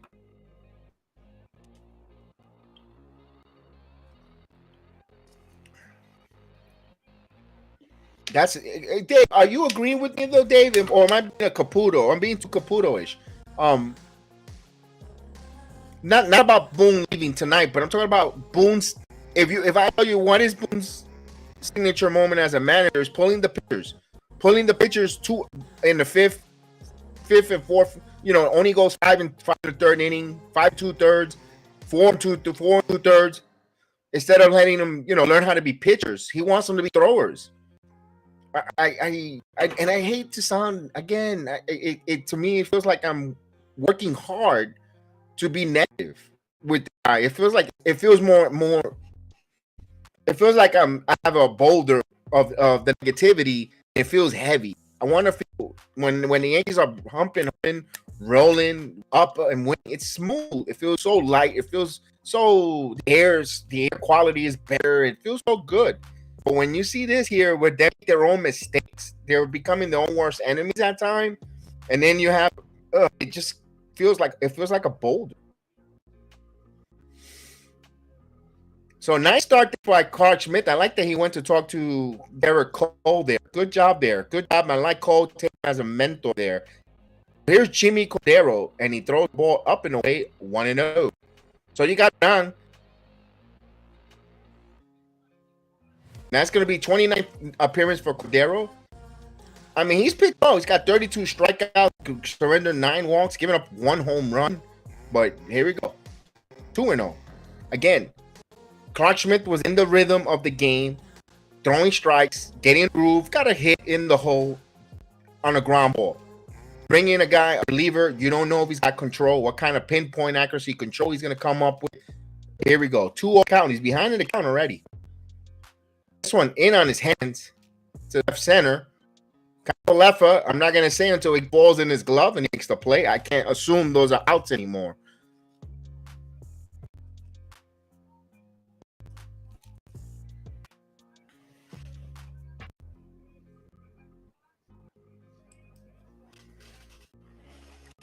So here's Travades.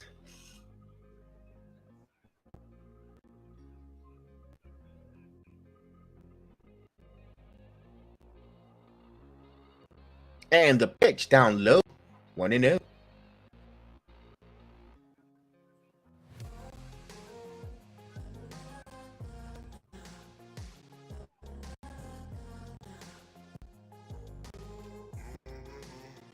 The 1-0. Swing and a miss. 1 ball, 1 strike. Now, while the Peralta's warming up, he's gonna burn the bullpen tonight, and then from the first game of a 3-game series.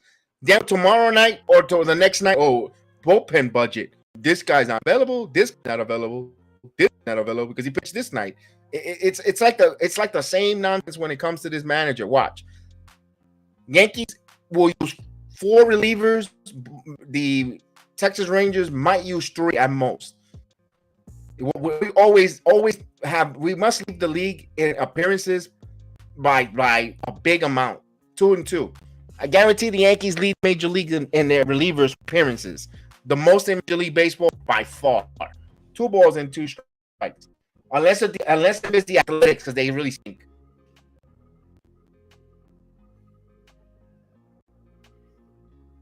The 2-2,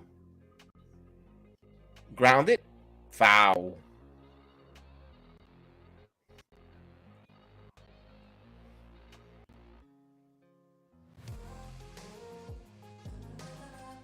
You can see the Rangers attack with 2 strikes. They choke up a little bit. They make contact. Their contact tough out to swing and a miss. And the 2-2. This one up the middle. Torres there. Fields throws and just got him. Tavera just got him there. So Cordero gets the 2 hitters he faced. So he got out of there. So we go now to the bottom of the 6th inning now.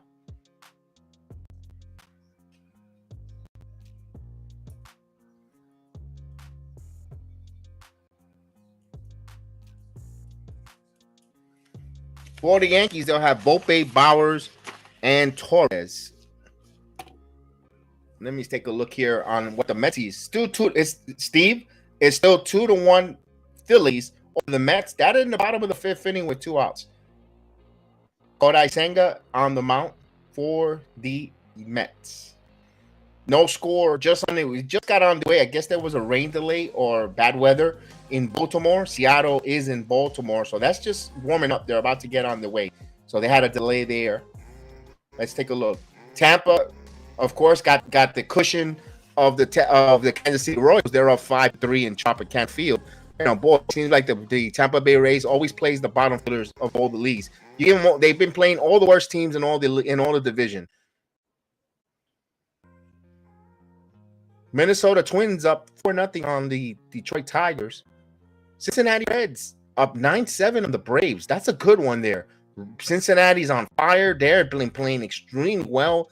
They're up 9-7. That is at home, bottom of the 5th inning in Cincinnati, Great American Ballpark.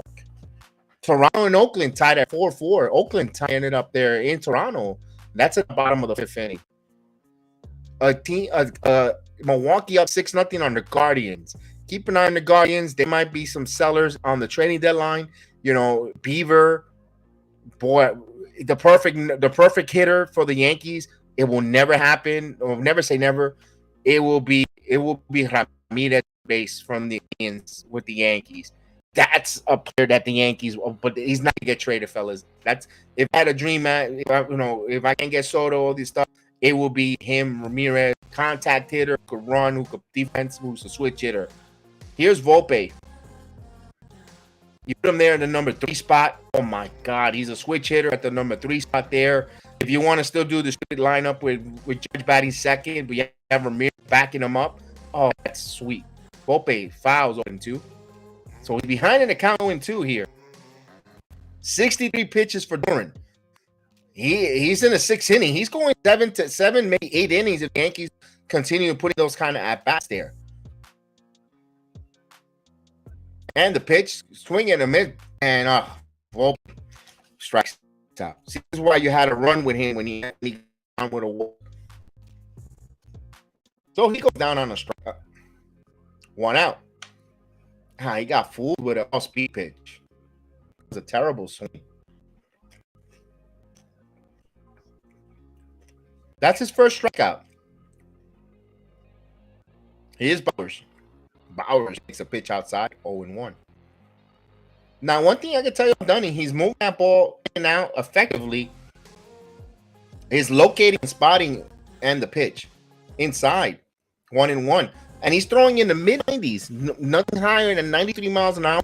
But the way his balls are tailing away and cutting into the corners, I love it. This one's popped up. 89 mile per hour, and will it go out of play? And will. He's just not up to cranking it at 97, 99. He's pitching. He's pitching just like Nestor Cortez does for us. He misses and matches. He moves it around the ball in different locations. Dunning is doing the same thing here for the Texas Rangers. This is the right-handed version of Nestor Cortez for the Texas Rangers here. And the 1-2. This one, line drive, look at that right there to Semien. Nothing hard. That was not a hard line drive either. And what you could see there, the Yankees are not really squaring up. Other than the LeMahieu double, nothing really has been squared up on Dunning here. Everything's some soft contact, opposite direction. Line drives, but nothing killing. Here's Torres. Torres takes a curveball or a strike.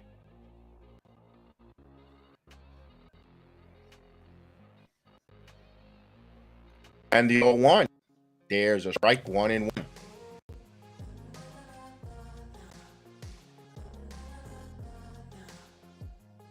Actually, 0-2. It would only call that strike. So the first strike. So it's 0-2. And the pitch. Torres, another soft liner. Another soft liner. And Dunning is pitching a little, is pitching a clinic there. Quick inning, no runs, no hit. We go to the 7th inning. Dunning still has a good pitch count. His pitch count is really manageable. He will be out there for the 7th. And right now, Boone guaranteed he probably brings Peralta in. Number 3, bring him out there because he's going to burn the bullpen on a game that you're tied at 1-1. Then come the extra innings, we have nobody on. We run out of players or pitchers.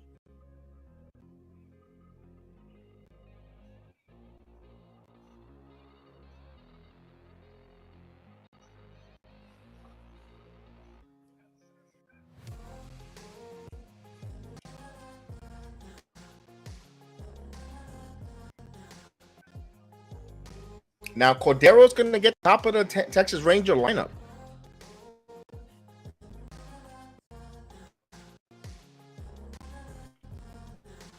You'll be Semien, Seager, and Lowe. Although he'll probably pitch to Semien, bring in the lefty. This is how it's going to go. He probably lets him pitch one batter. Semien, he'll bring Peralta. Peralta will give up a hit to Seager. Law he gets out, and Garcia will knock in the run, 2-1. I mean, I've seen this film already. I hate to sound like that, but I think I've seen this film several times. I hope I'm wrong.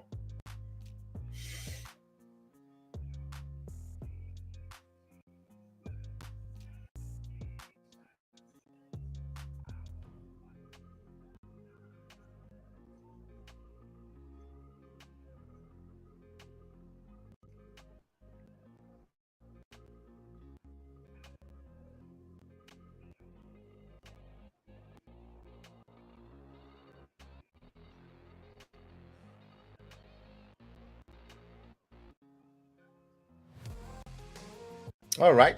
Rangers with 6, Yankees with 2. Both with 1 run and 1 error for the Yankees. Here's Peralta. So here is Peralta. Oh, goodness. Peralta's been struggling, but he's going to bring Waldy Peralta. So he's going to pitch Waldy Peralta against the right-handers here to Semien.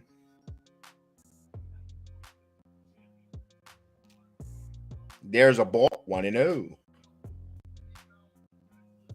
So this is the second pitch, third pitcher.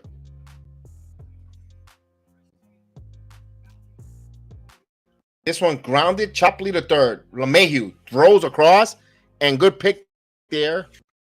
Rizzo, who dug it out, 1 out.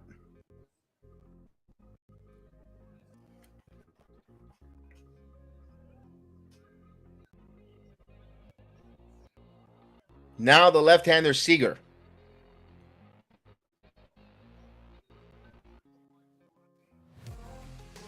Here's pitch. Down low for a ball, 1-0.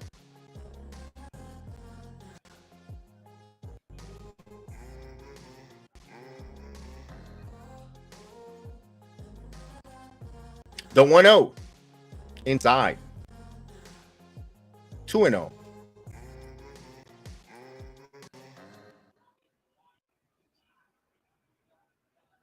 And the pitch inside. 3-0.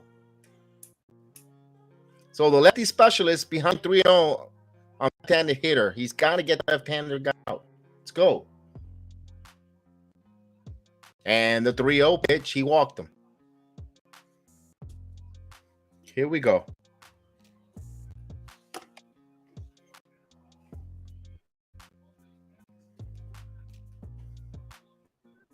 And Clay Holmes went up.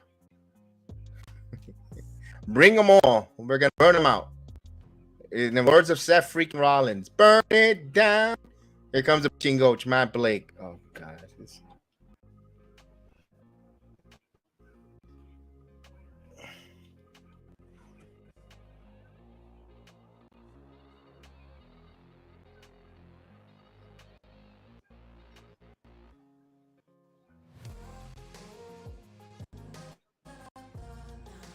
All right, so the pitching conference is over. Come on, fellas. Let's go. Reset. There we go. In simple. Here's low. Now, here's left-handed low. So we're out to the two lefties. Okay. I get it. He got Simeon and the two lefties. He can't get the two lefties. He could bring the right-hander against Aroldis Garcia. I see that. Now I see the purpose of that. Okay, there it is. There's a strike. That's why Farrell started the inning. Because now if you get Simeon and you got the two lefties, or he misses with one of the lefties here, he could bring the righty for Garcia, and he gets the three batter minimum. I got it now. Deal one. I see now. I'm starting to see a little bit of his Buffoni logic. Oh, they got the guy picked off. They got him in a pickoff, and Seager got caught there.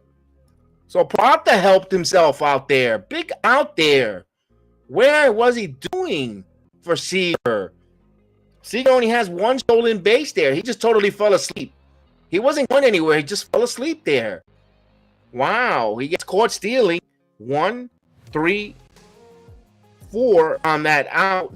2 outs now. Now you go 2 outs now against the lefty. 1-1. 2 out. But you got to get Seager. You got to get Lau here. And the 1-1. This one is slowly grounder. Torres fields. Throws in time. The inning comes to a conclusion. So he throws 7, helped out with that pickoff. And we go to the 7th inning stretch here. Yankees caught a break there. And I guess they'll even itself out. So we get the 7th inning stretch here. Boy. In a 1-1 game here, you could easily say the Yankees should be up 1-0. But the Rangers challenge in the second inning, first and second inning, they had a lot of base runners on with an opportunity there. So it all evens itself out, Susan. As we go to the bottom of the 7th, there will be Giancarlo Stanton, Anthony Rizzo, DJ LeMahieu, the 3, 4, and 5 hitters. You think you're confident that the Yankees could get a run with that lineup or that with that order coming up? I'd rather see. I can't wait to see the 5, the 6, 7, and 8 hitters. I have more confidence in them.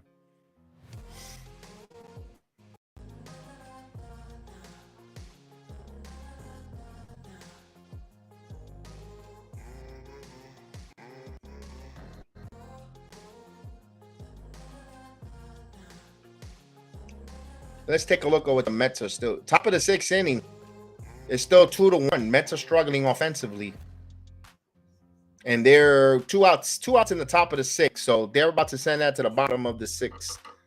Mets are still trailing 2-1. Mets have time here, but they got to put some good at bats. Tampa's running away over Kansas City. What else is new? 8-3.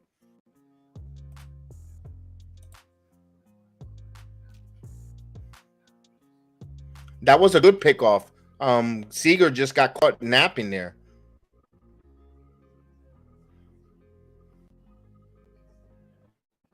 He got mesmerized with Aaron Boone chewing gum at the dugout there.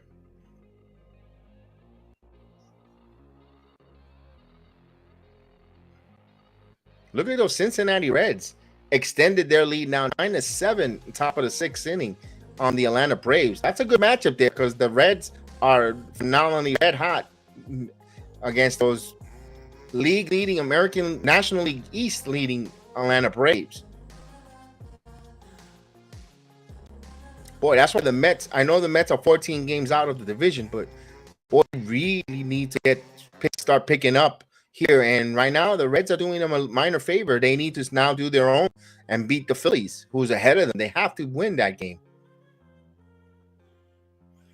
Top of the fifth, actually top of the third in Chicago. Red Sox up 1-0 on the White Sox. So a pair of Sox this weekend.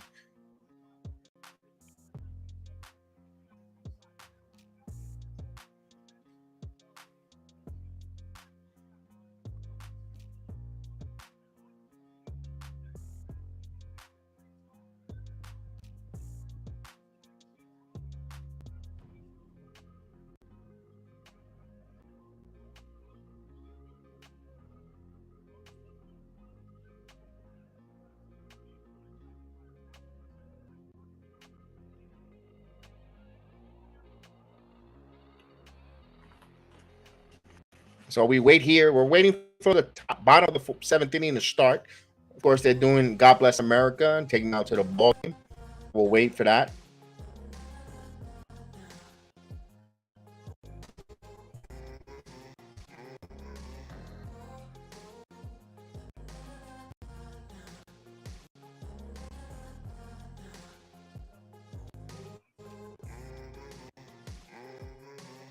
There's a strike there to Giancarlo Stanton. Will start the bottom of the inning. He takes a call strike 0-1.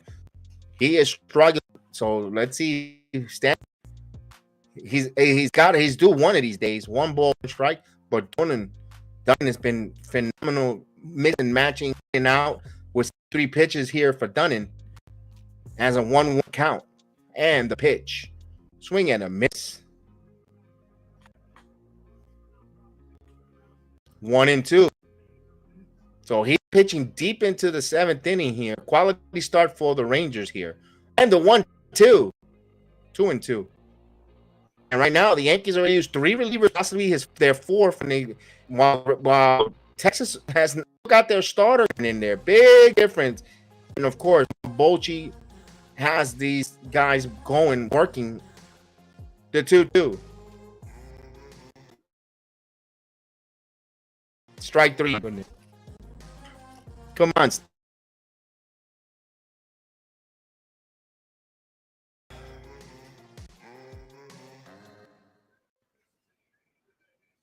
Here's Anthony Rizzo. That was a perfect location. Okay, at least foul it off. Give me something.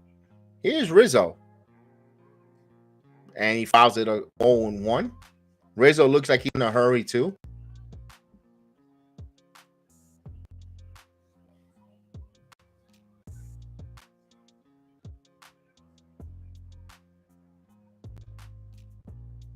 And the 0-1. Rizzo pulls this one, and this is going to be down to the, and it's going to go all the way to the right field. But a good play there by Garcia. He barehanded and kept it there as a long single. What play by Garcia in right field? He has a cannon in right, and he barehanded and got the carom perfect. Boy, talk about learning how to play the right field in Yankee Stadium when he becomes a free agent in a couple of years. Wow.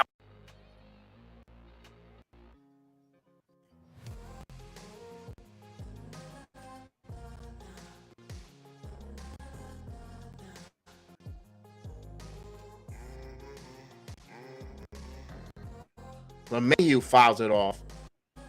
0-1.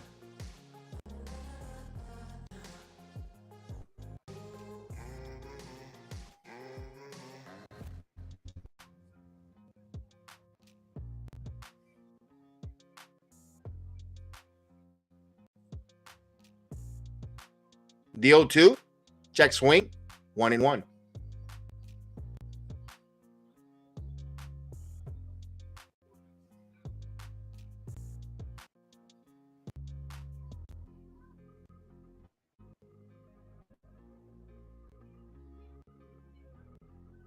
The 1-1, as this chops slowly, it might be 2. 1.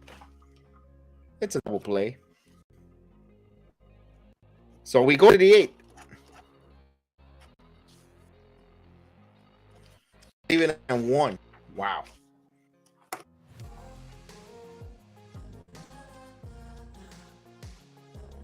This is a good game. Although we could say it could be a 1-0 game. Yankees, you could say it could be 2-0 or 2-1 Rangers. So it's a Friday night back and forth nail biter here.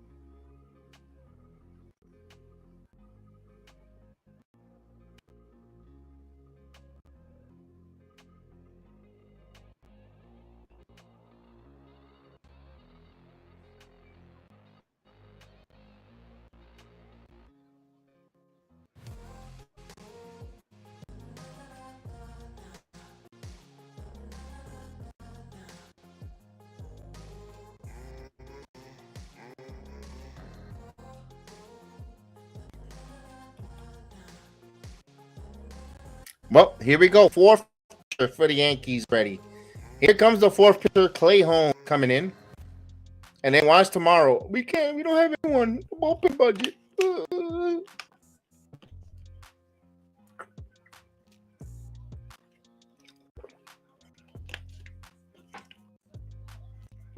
Here we go. Clay Holmes will come in. His 33rd appearance. So one thing, if you have Holmes here in the 8th inning, you have to try to get a run in the bottom of the 8th inning for if you're the Yankees to try to finish this in the 9th. Even though you're the home team with the ghost runner, but are you confident? Are you watching? Are you confident them with even with a ghost runner? They look like they have a hard time to score that run. So Garcia, Young, and Grossman are the hitters for the Rangers.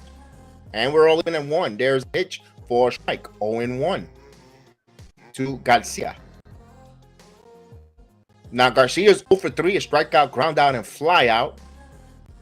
Clay Holmes now ready to deal the 0-1.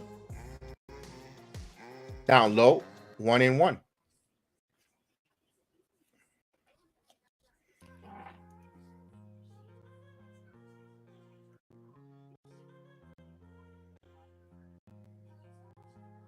The 1-1. This one is popped up. And it will go out of play, 1-2.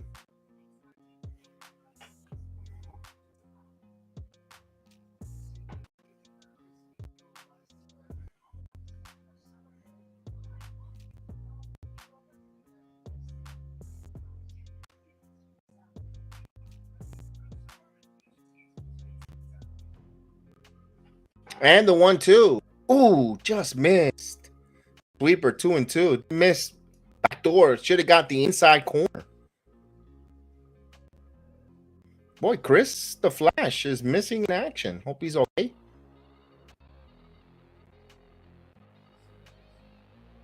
The 2-2.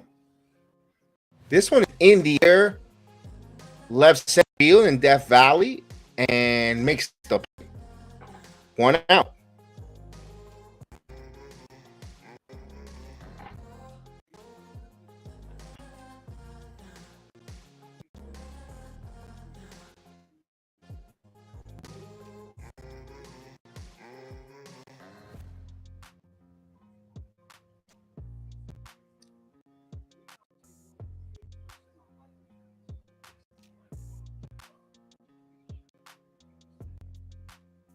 There's 0-1.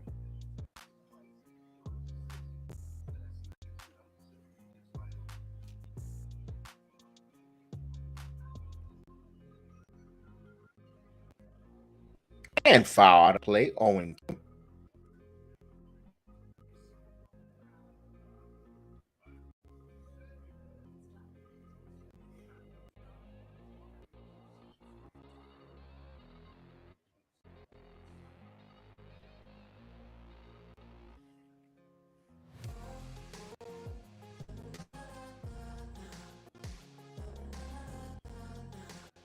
And the 0-2. 1 ball, 2 strikes. So we have 1 ball, 2 strikes.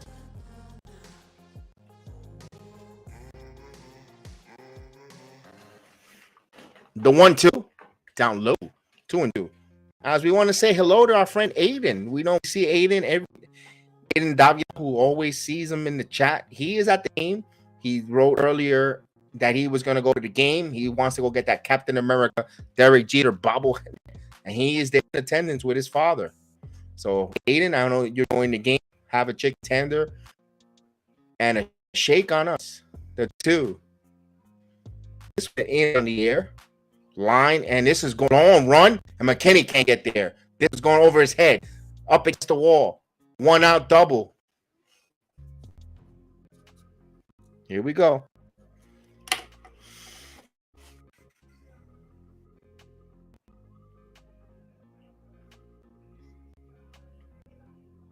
That was a good hit there, and he just got a lot of wood on that.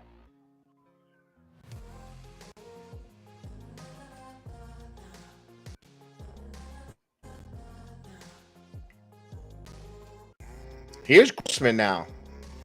And go ahead run there for the Ranger at second. 1-2.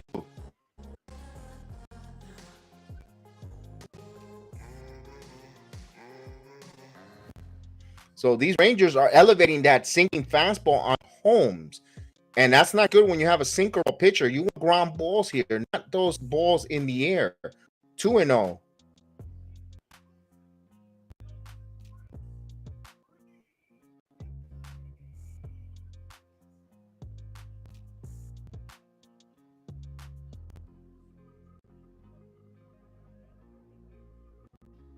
There's a strike to 1.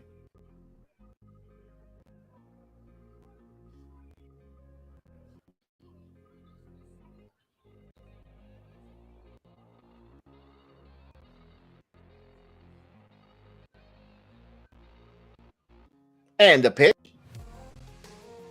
down low. 3-1 now. You're flirting with disaster here. You gotta get some out here as and Tommy Canny warming up. Your number 5. Yeah, let's burn them all. Break it down, Seth freaking Rollins. And the 3-1. Grounded to Torres. Fields throws out. But out to third base. Here's Young. 2 out now. Mitch Garver is going to be a very important player here. Now, one thing that you could say that we have in the past with a runner and third 2 outs is a Gary Sanchez problem with a pass ball.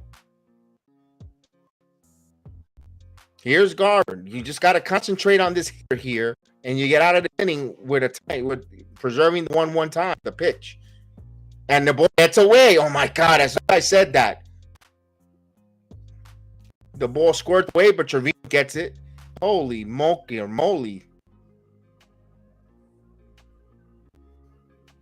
Had a lot of great movement there in a whew.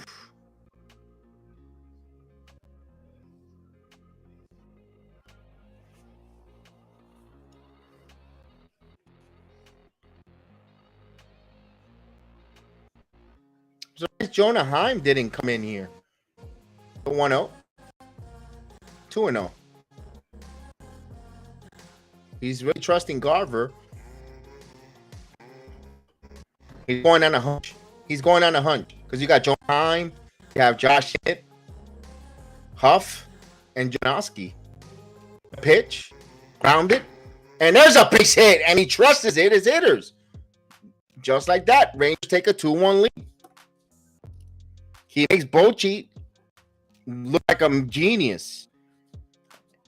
He went with hunch. Oh my God, a manager went with hunch. He didn't go with the analytics. He went with a good old-fashioned hunch. And the Rangers take a 2-1 lead. Pathetic.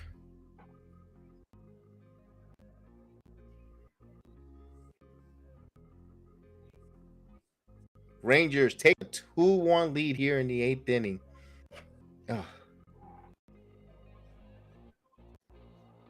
Here's Duran. Up high for a ball. 1-0.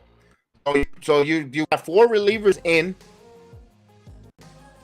You got 4 relievers in here and give up a run. So you're protecting. So you use 4 relievers. The Rangers haven't used no one from their bullpen. Nobody from their bullpen. They're gonna have the high level relievers for 1 inning, or 2 really to get the Yankees, and that's it. Think about that.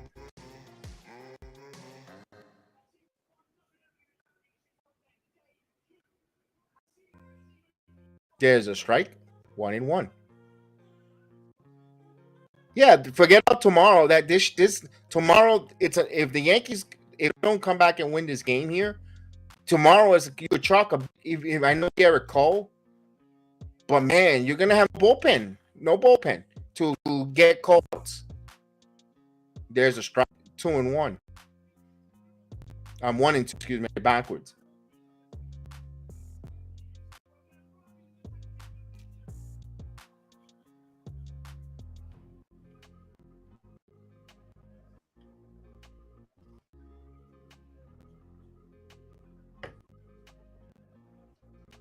And this is foul out of play.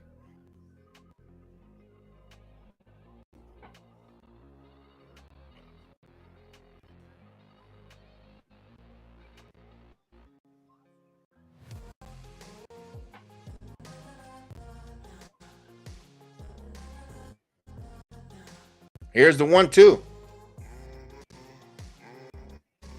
Swing goes the opposite. It's still 1-2.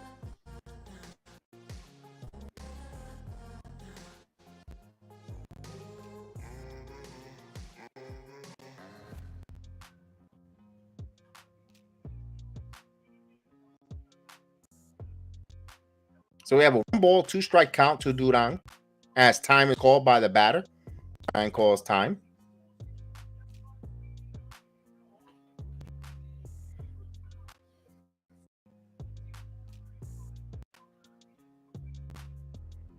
Holmes ready to deal the 1-2 pitch. And the 1-2. Swing and a miss. He got him. However, Texas take the lead. 1 run on 2 hits. And leave 1 man on base. That one out double there by Jung, and leaving Mitch Garver out there. Bochy could have went to Hines, and he trusted. He had the pulse of the game there, and Garver had a single his last time up, and he felt a hunch, and he went with it. He could have went analytically, put a pinch hitter there, brought his catcher back up, and no, he went with a good old fashioned pulse of the game, and they have a 2-1 lead here. He's going to use their 5th pitcher when they pitch the 9th inning. 5 pitchers. So they're going to use 5 pitchers here while the Texas Rangers are still on their starter.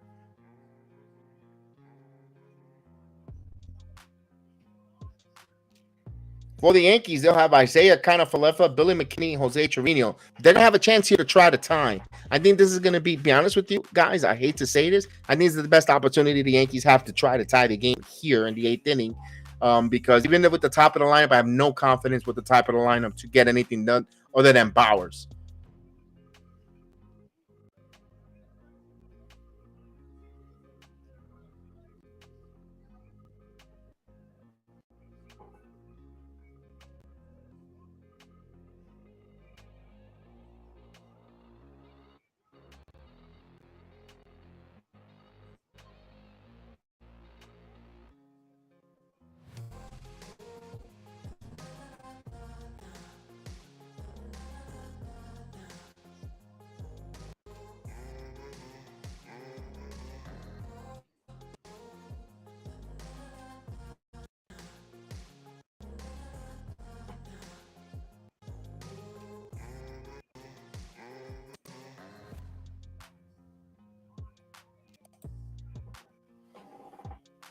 All right, here we go. Bottom of the 8th, trailing 2-1. Falefa takes a strike, and Doran is still out there. Dunning is still out there. Dunning still out there. 82 pitches. 82 pitches. Smooth, calm, on cruise control. 1-1. So he's gonna go. They're gonna go 100 pitches. He's gonna complete, and the bullpen is completely no one there. Falefa gets a base hit, and he's on.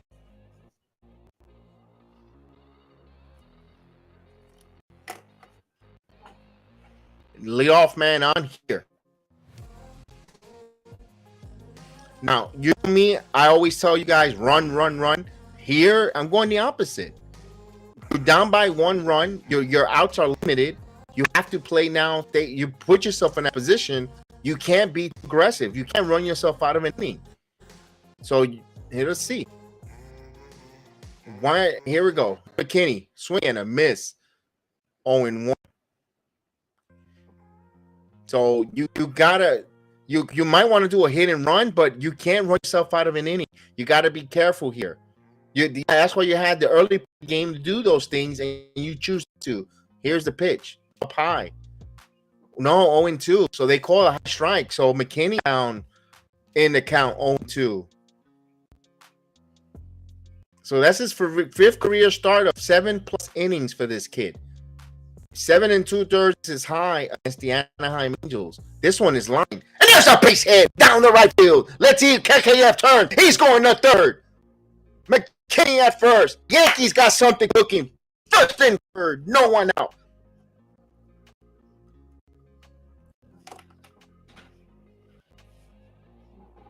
Back-to-back base hits there.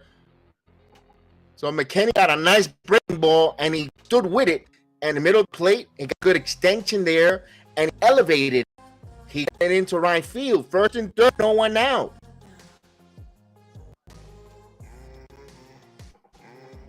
You gotta let Vino hit here.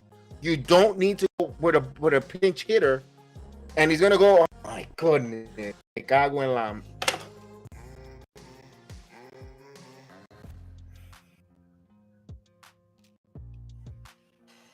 it's Oswaldo Cabrera. If you're going to pinch it for Trevino, why can you not bring Bader, who makes more contact?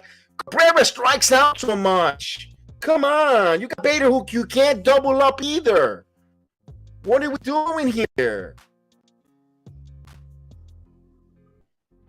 What are we doing here? He's bringing Cabrera up. I got no confidence in this at bat, fellas.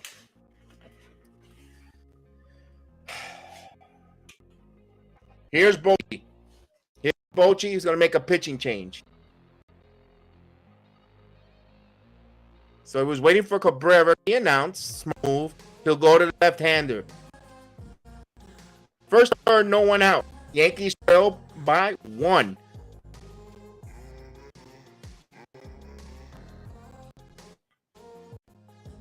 So King will come on for the Rangers.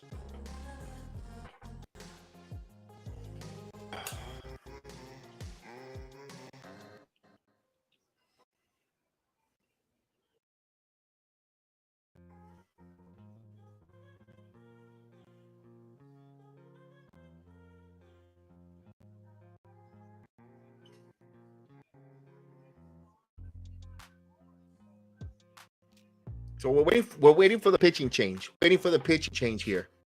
Jose Melo. Saludo, Jose Melo. Happy Friday, buddy. So finally, the Yankees knock out the starter of the Texas Rangers here. So not for nothing, regardless of the fact he gave them 7 strong innings for the Texas Rangers. Kept the Yankees off balance. Phenomenal job by Dunning there for the Texas Rangers. You got you know what? Sometimes when opportunities happens or something negative happens, something positive, Dunning slides in for the Jacob deGrom slot, and if he's giving you Jacob deGrom type of performance here, 7 innings with 1 run. I mean, my goodness. Other than deGrom would got you more strikeouts, but my goodness, that's a deGrom type performance. If you're a Ranger fan, you're ecstatic. Might not even need to make a pitching. Might not even need to make an acquisition for a pitcher. Home Depot. Yeah, I got you. Honey to-do list. Don't worry. We were. The game was such. The game was so bad with the Yankees. We're doing the NBA draft while we were doing the Yankee watch along. We were announcing the draft picks and our thoughts. So don't worry about it, pal. We had it. We had it there.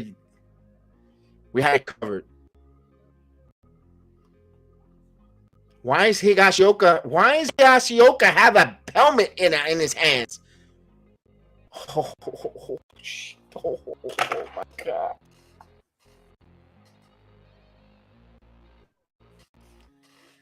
So he just burned 3 players. He burned 3 players. This moronic manager burned 3 players. He brought in Cabrera in to get the pitcher out. Cabrera's a switch hitter, by the way, fellas. Cabrera's a switch hitter, and you're going to bring in Kyle, who strikes out Higashioka. He burnt Cabrera. He burnt Trevino. Now you need 1 player on your bench, which is Josh Donaldson and Harrison Bader. That's it. That's it. So we need a goal scorer if they tie this, they're screwed. This guy's a moron manager, man. He's just. There's the pitch outside, 1-0. My God, this guy with the moves.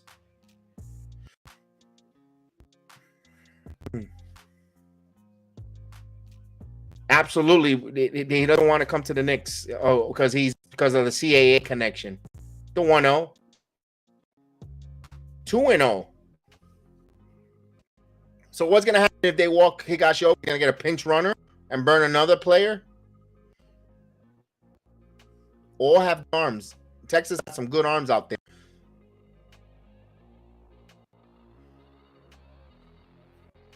And the 2-0. Ooh, got a favorable call strike. That was not a strike. That was inside. Ooh. That was off the plate inside. Ooh.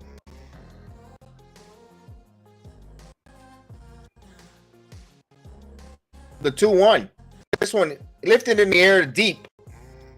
Durant, Tavares, back. He makes the play. The run will score. We tie the game up. McKinney tags, and he makes it in there. McKinney being aggressive on the base pads. Sacrifice fly for Higashioka.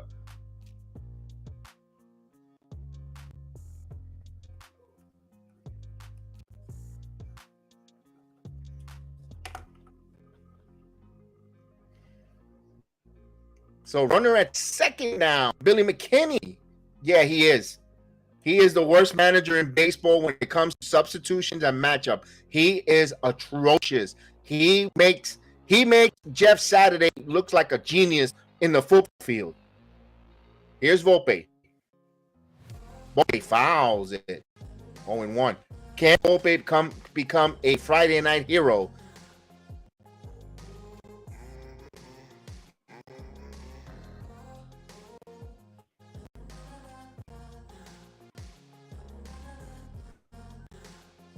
The 0-1. Swing and a miss. Being a little bit impatient there with a ball up and away. And now he's going to burn Bader for Bowers. Wow.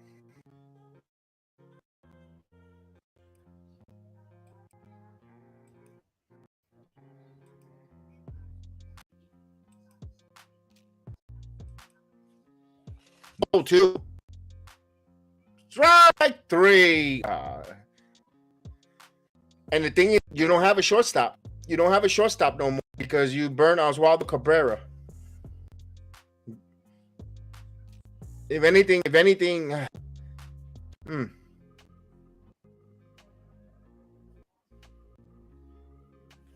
No, it is. It writes itself. It writes itself. It's nothing. You didn't see the beginning of the game. All the mistakes they made. Bader. Bader will pinch hit now for Bowers. You have to kind of, because Bowers is a left-hander. So much for the day off. You should have just played him from the very beginning, but here we go. The pitch to Bader is a strike. 0-1.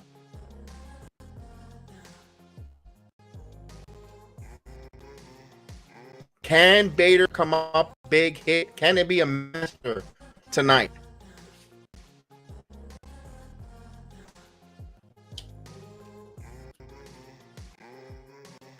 Rip, but foul. got a good hunk of that one.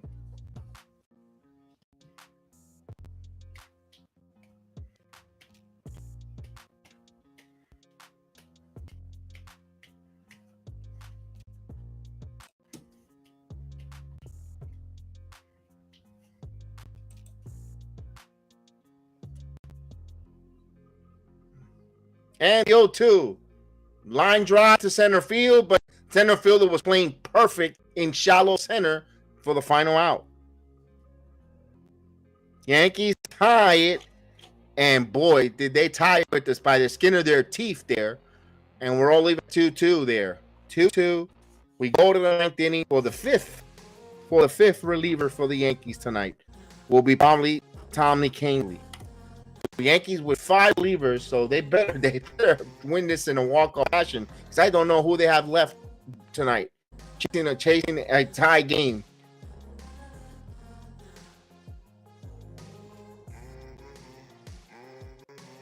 The Mets are taking this one. Mets are losing this one. I believe they lost this one. No, they're down 5-1, top of the 7th. Ugh. Boy, the Mets. We think we're having it rough here on the Yankees, but the Mets are having it even worse.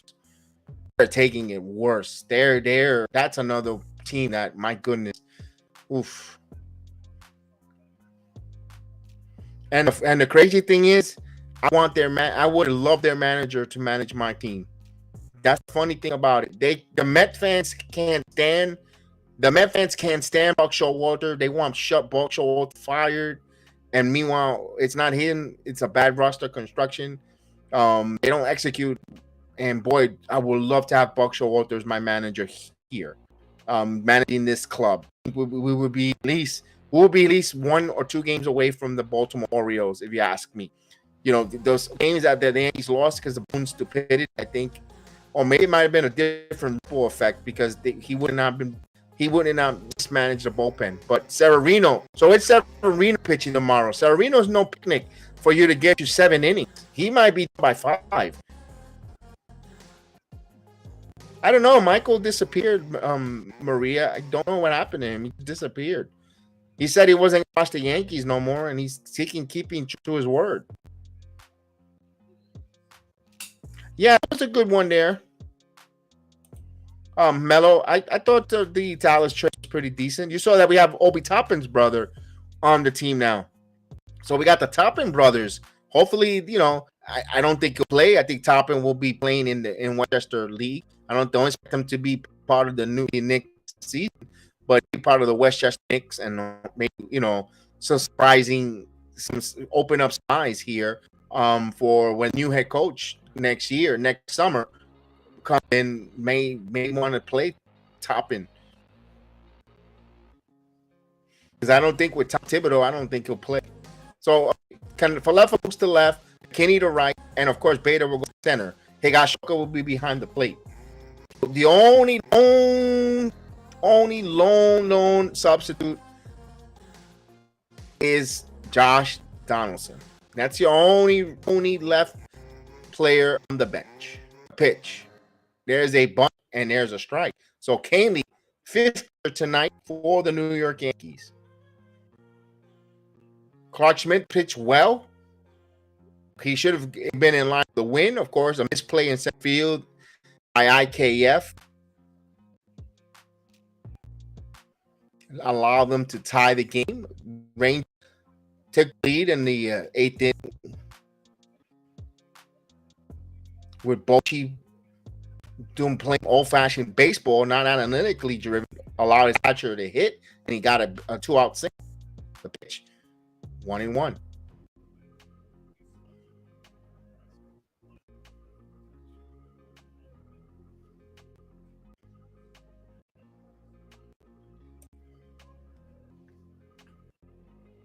Two and one.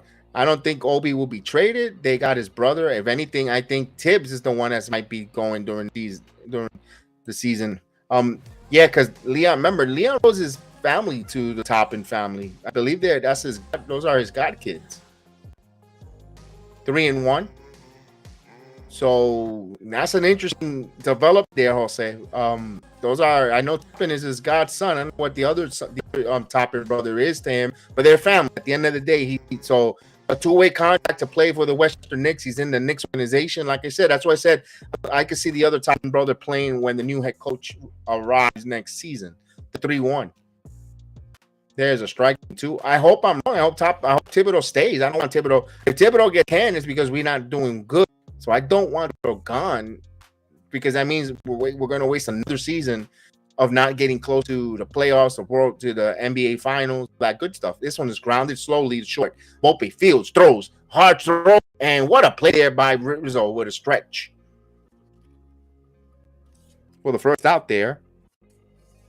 And they're going to check it out. They're going to see if that was a close play. He is out.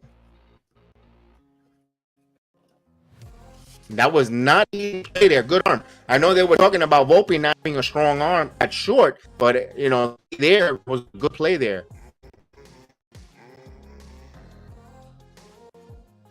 Here's Marcus Semien. And the pitch. First pull swing. Pops it up. Glaber is calling it. Cora makes the play. Counts. Now here's Seager now with the bases empty.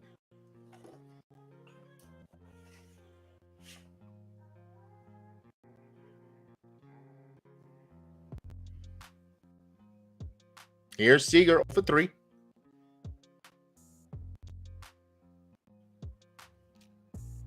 Now Canley. A ball 1-0.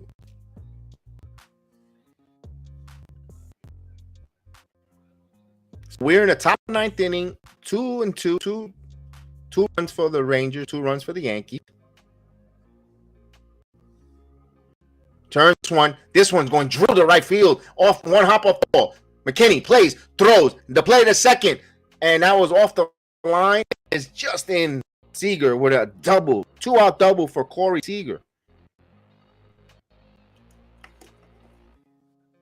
A better throw to second base would have got him.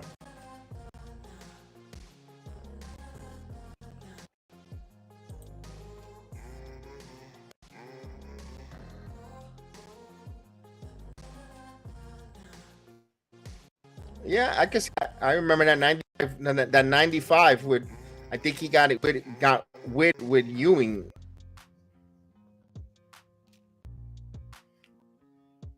Here's Lowe. The go-ahead run second here. Canley deals their strike. So this is pretty much the first adversity that Tommy Canley is having since becoming back with the Yankees off the IL. So this is the first high leverage situation you could say for Canley. 0 on low, 1-1. So Nathaniel, who was 1-2, a single, a walk. He was hit by a pitch.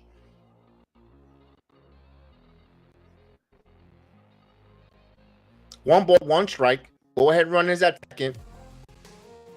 In C, the 1-1. This one chopped 1-2 now. Seager has pretty decent speed. Let's go. We want to get that final strike.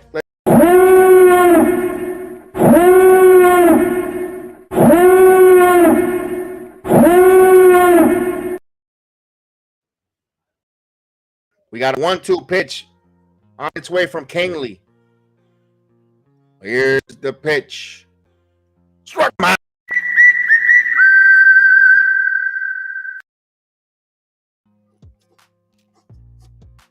Seager stranded at second base. Yankees have a chance to walk it off here, but they're going to have Torres, Stanton, and Rizzo on any other night of the year. I would say any other night, I will be excited that it's coming up. But the month of June has not been kind to neither one of those 3 hitters. Rizzo, Stanton, and Torres all struggle. But one swing of the bat or one good inning from those guys could erase a bad June here tonight on a hot, not a hot, but a summer night in the Bronx. in June could really change their fortunes here for a Rizzo, for Torres, even a Stanton. Stanton is struggling. If we could somehow come up, the best scenario, folks, you know what I would like to see? I would like to see Gleyber Torres come up with a big double, a leadoff double, and Stanton just gets a nice sharp single up the middle, or right, or even if he goes right field with a single, Yankees walk it off. I don't need the Stantonian blast, although it'll be beautiful, great, because those gives him force of hope of trying to always swing for the fences. I want him to get the hit, a nice hard line drive base hit. I think will boost more of his confidence than him hitting a Stantonian Yankee Stadium right field home run, because I think that will give him a false sense. We will take it. We'll take it and we'll celebrate. I'm getting beggars cannot be choosers, but my point is I want him to get in the groove. Man, I hit that ball hard. That's a hit. That's a base hit. I think that will snowball. Will be in the long term will be a better effect for Brandon. But right now, we'll take whatever the hell we get. Even if he gets hit by a pitch, a walk, we'll take it. But just saying.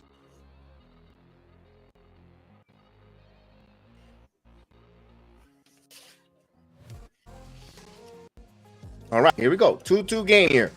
Joe Barlow coming.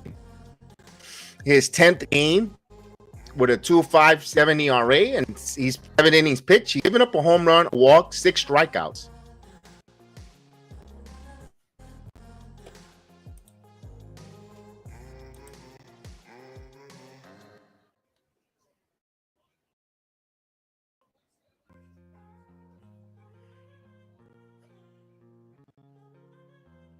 Here we go. Amy came up with a big inning here. Here we go, Torres.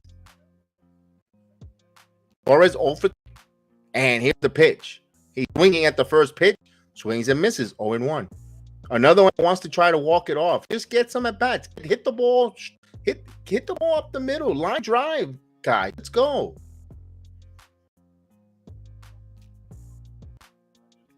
Pitch. Oh, up way up high. 1 ball, 1 strike.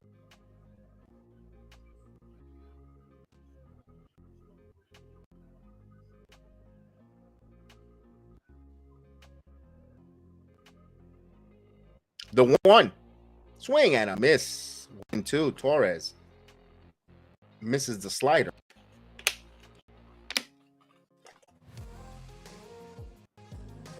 Torres called quick timeout here.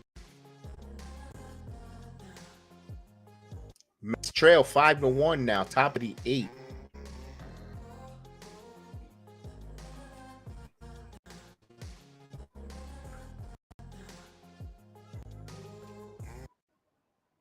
And 1-2. Grounded up middle slowly. Seek Fields throws and just gets Torres. Just barely get Torres there. Seager took a long time there. Torres, I give credit, was a little busting down line. Something rare that I can never hardly say about him.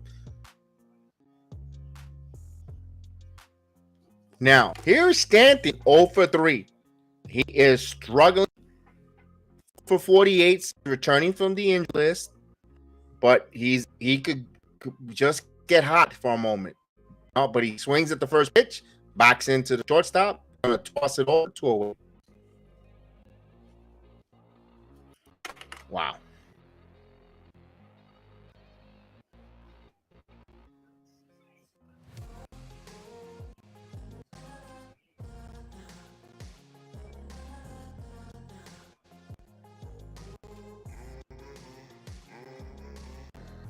Here's Anthony Rizzo.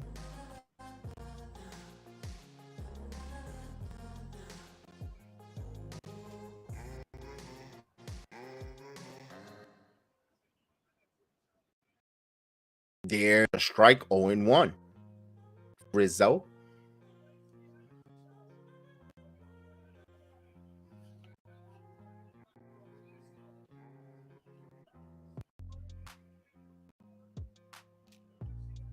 So line, this one is a base hit. Yankees still alive. And we'll take the take off for a minute. We want a little bit of we want a little bit of the surprise, because that's a little bit ahead of us. That's ahead of us there. So I should have done it. before that, but here,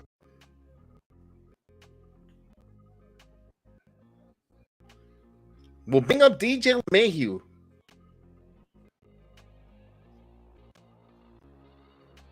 And the pitch up high for a ball, 1-0.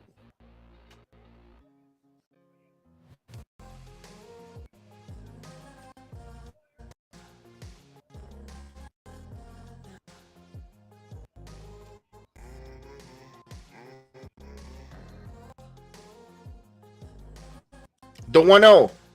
LeMahieu in on his hands, pops it to second base.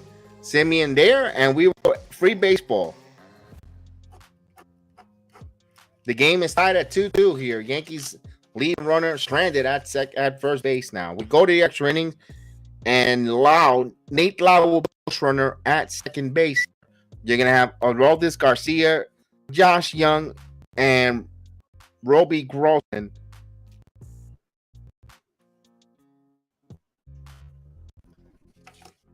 Now, with the Yankees, you could hate both sides of your mouth. They're kind of fortunate that the Rangers got their middle of the lineup there.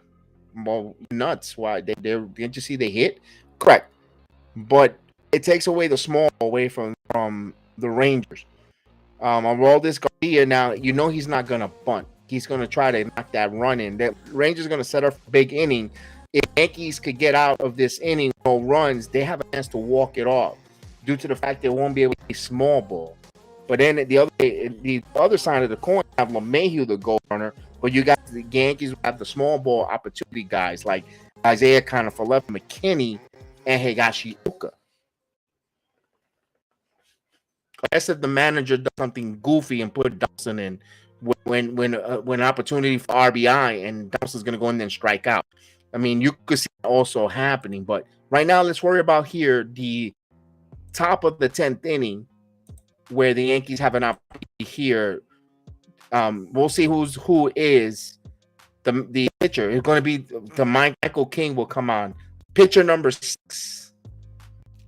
So Yankees put everybody there except for Mariachio. So they're burning a lot of relievers tomorrow. For Severino, they're going to have no one.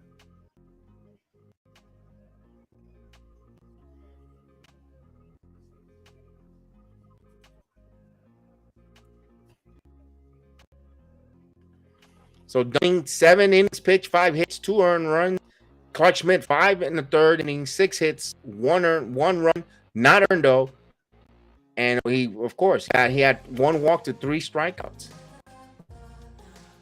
So pretty good job for Clarke Schmidt. So it's Michael King now with Garcia, and Nathaniel Law will be the runner at second base as the ghost runner in extra innings.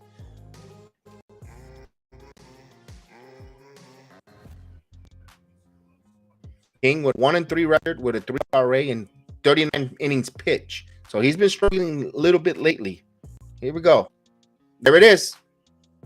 Goodbye. 1 pitch. 2-run home run.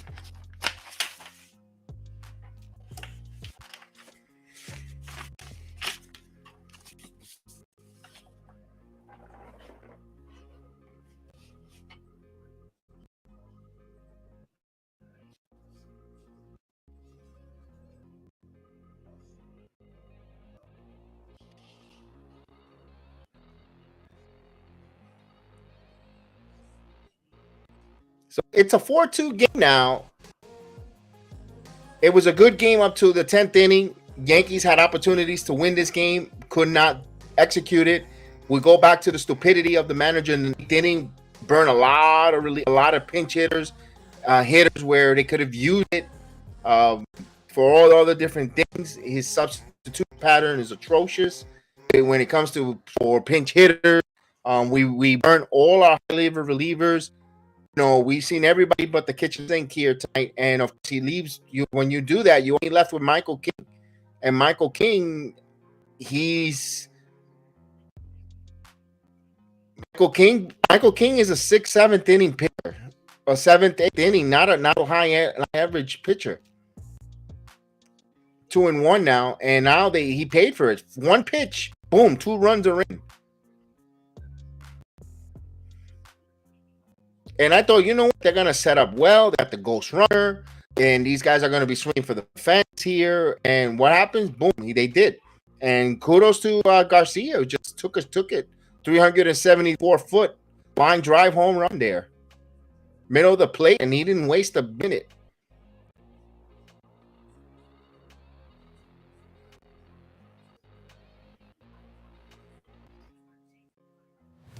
So that's Garcia's 17th home run.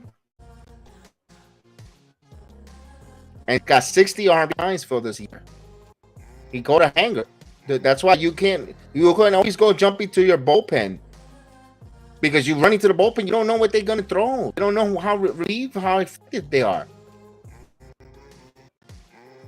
And the notion of him 1 inning, I only pitch 1 inning.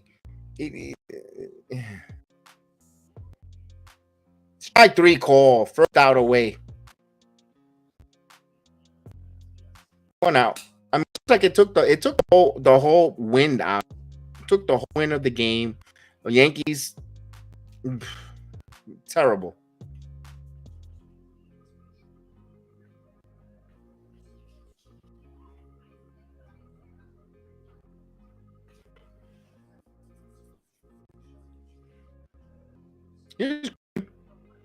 And this one there, Rizzo backhand flips it here to 2 down.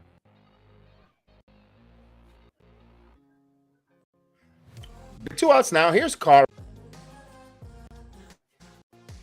But damage has been done here by the Texas Rangers. That 2-run shot there on the first pitch of the 10th inning.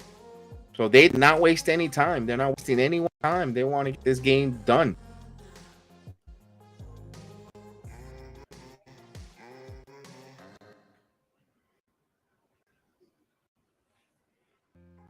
So Schmidt will come out to close the game out. This one hit in the air. Another hanger. And the fair is gone, but it just went foul. Just swung a little too early. That would have been trouble.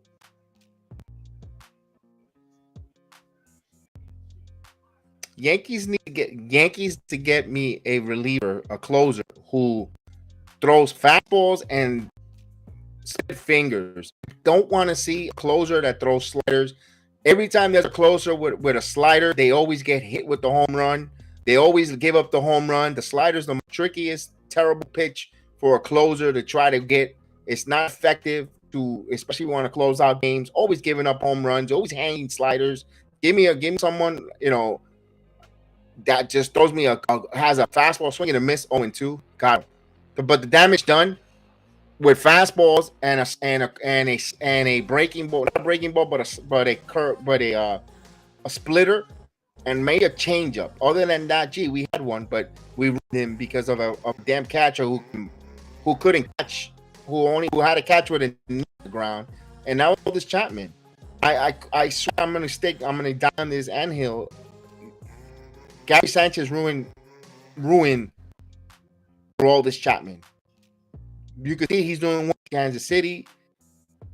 He ruined them because he couldn't throw that forkball. He couldn't throw that splitter because if he did, the ball was going behind. It was going in the backstop. He couldn't frame it. Had to rely on the same pitch, and he just couldn't have no confidence. There was no confidence with throwing his lost control. It was a psychological thing when it came to Aroldis Chapman, and you need a guy with a splitter when you up 0-2 with that 99-mile-per-hour fastball plus to throw something down, and make hitters look uncomfortable. With the slider, you just wait.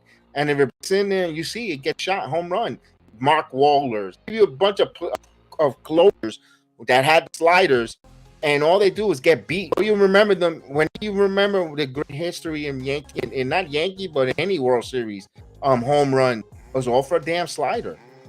That's it's a good pitch, but not for a closer. I don't want my closer to throw a slider. I can't stand that pitch for a closer.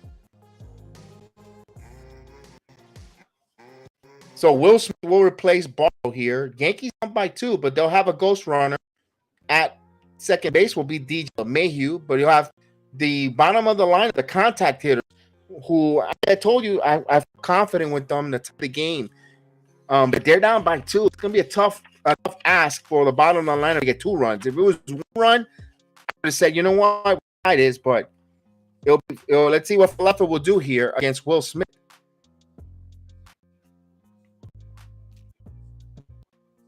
A leadoff double will be beautiful right now. A leadoff double will be beautiful right now. You got LeMahieu at score, and you switch with Connor Falefa at second.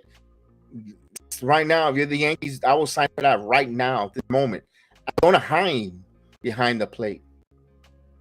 Heim.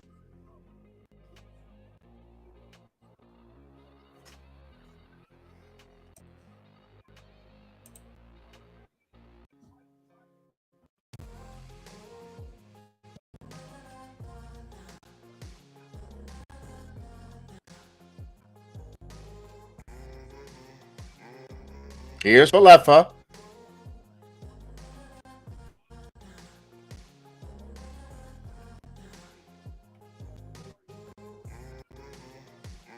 A pitch up high for a ball. 1-2. McKinney will be on deck. Oh, no. Donaldson? What is he doing? IKF fouls it off.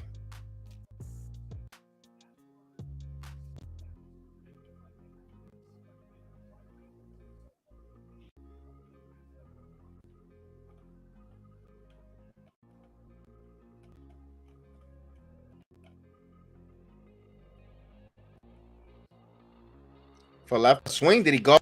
He did. 1-2.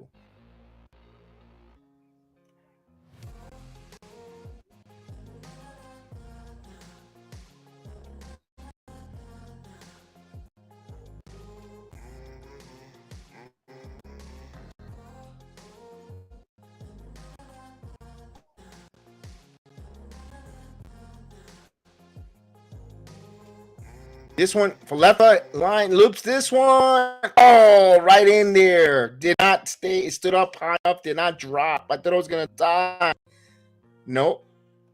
Tavares has some ground there covered. Good job on him. Wow.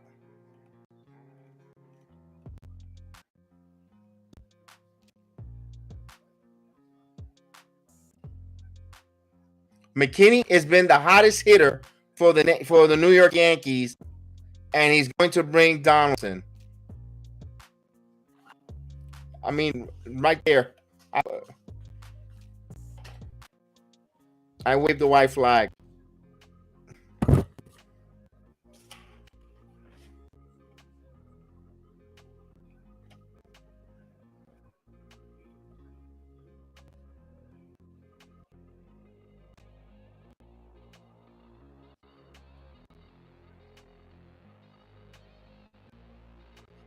So Donaldson.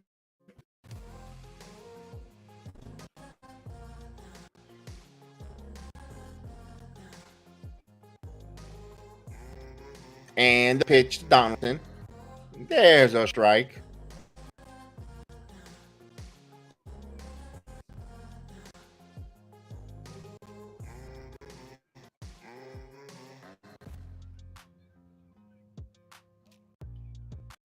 The pitch. Check swing. Did he go? Oh, 1-1. I thought he went. Okay. 1 ball, 1 strike.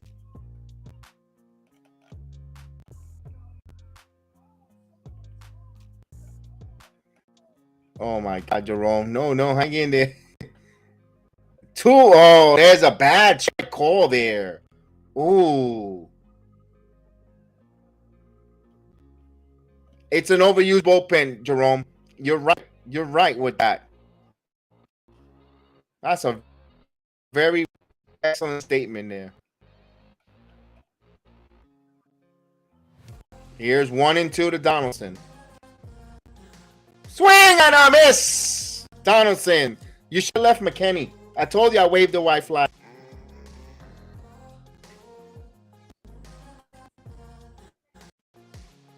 Took out his hottest hitter of the game of the whole McKinney. lefty on lefty, you have a better chance. You're going to get the same result with Donaldson. It's another stupid decision, indeed. Higashioka. No confidence in Higashioka. Takes a.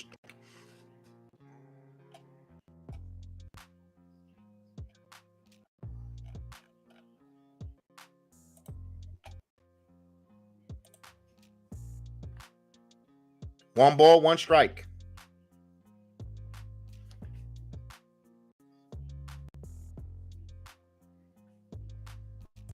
And if Higgy hits a 2-run shot, what's the point? We're out of relievers. There's no one left. There's no one left. Even if Mariachi, that's it. What's the point? Higgy ball gets 2-1.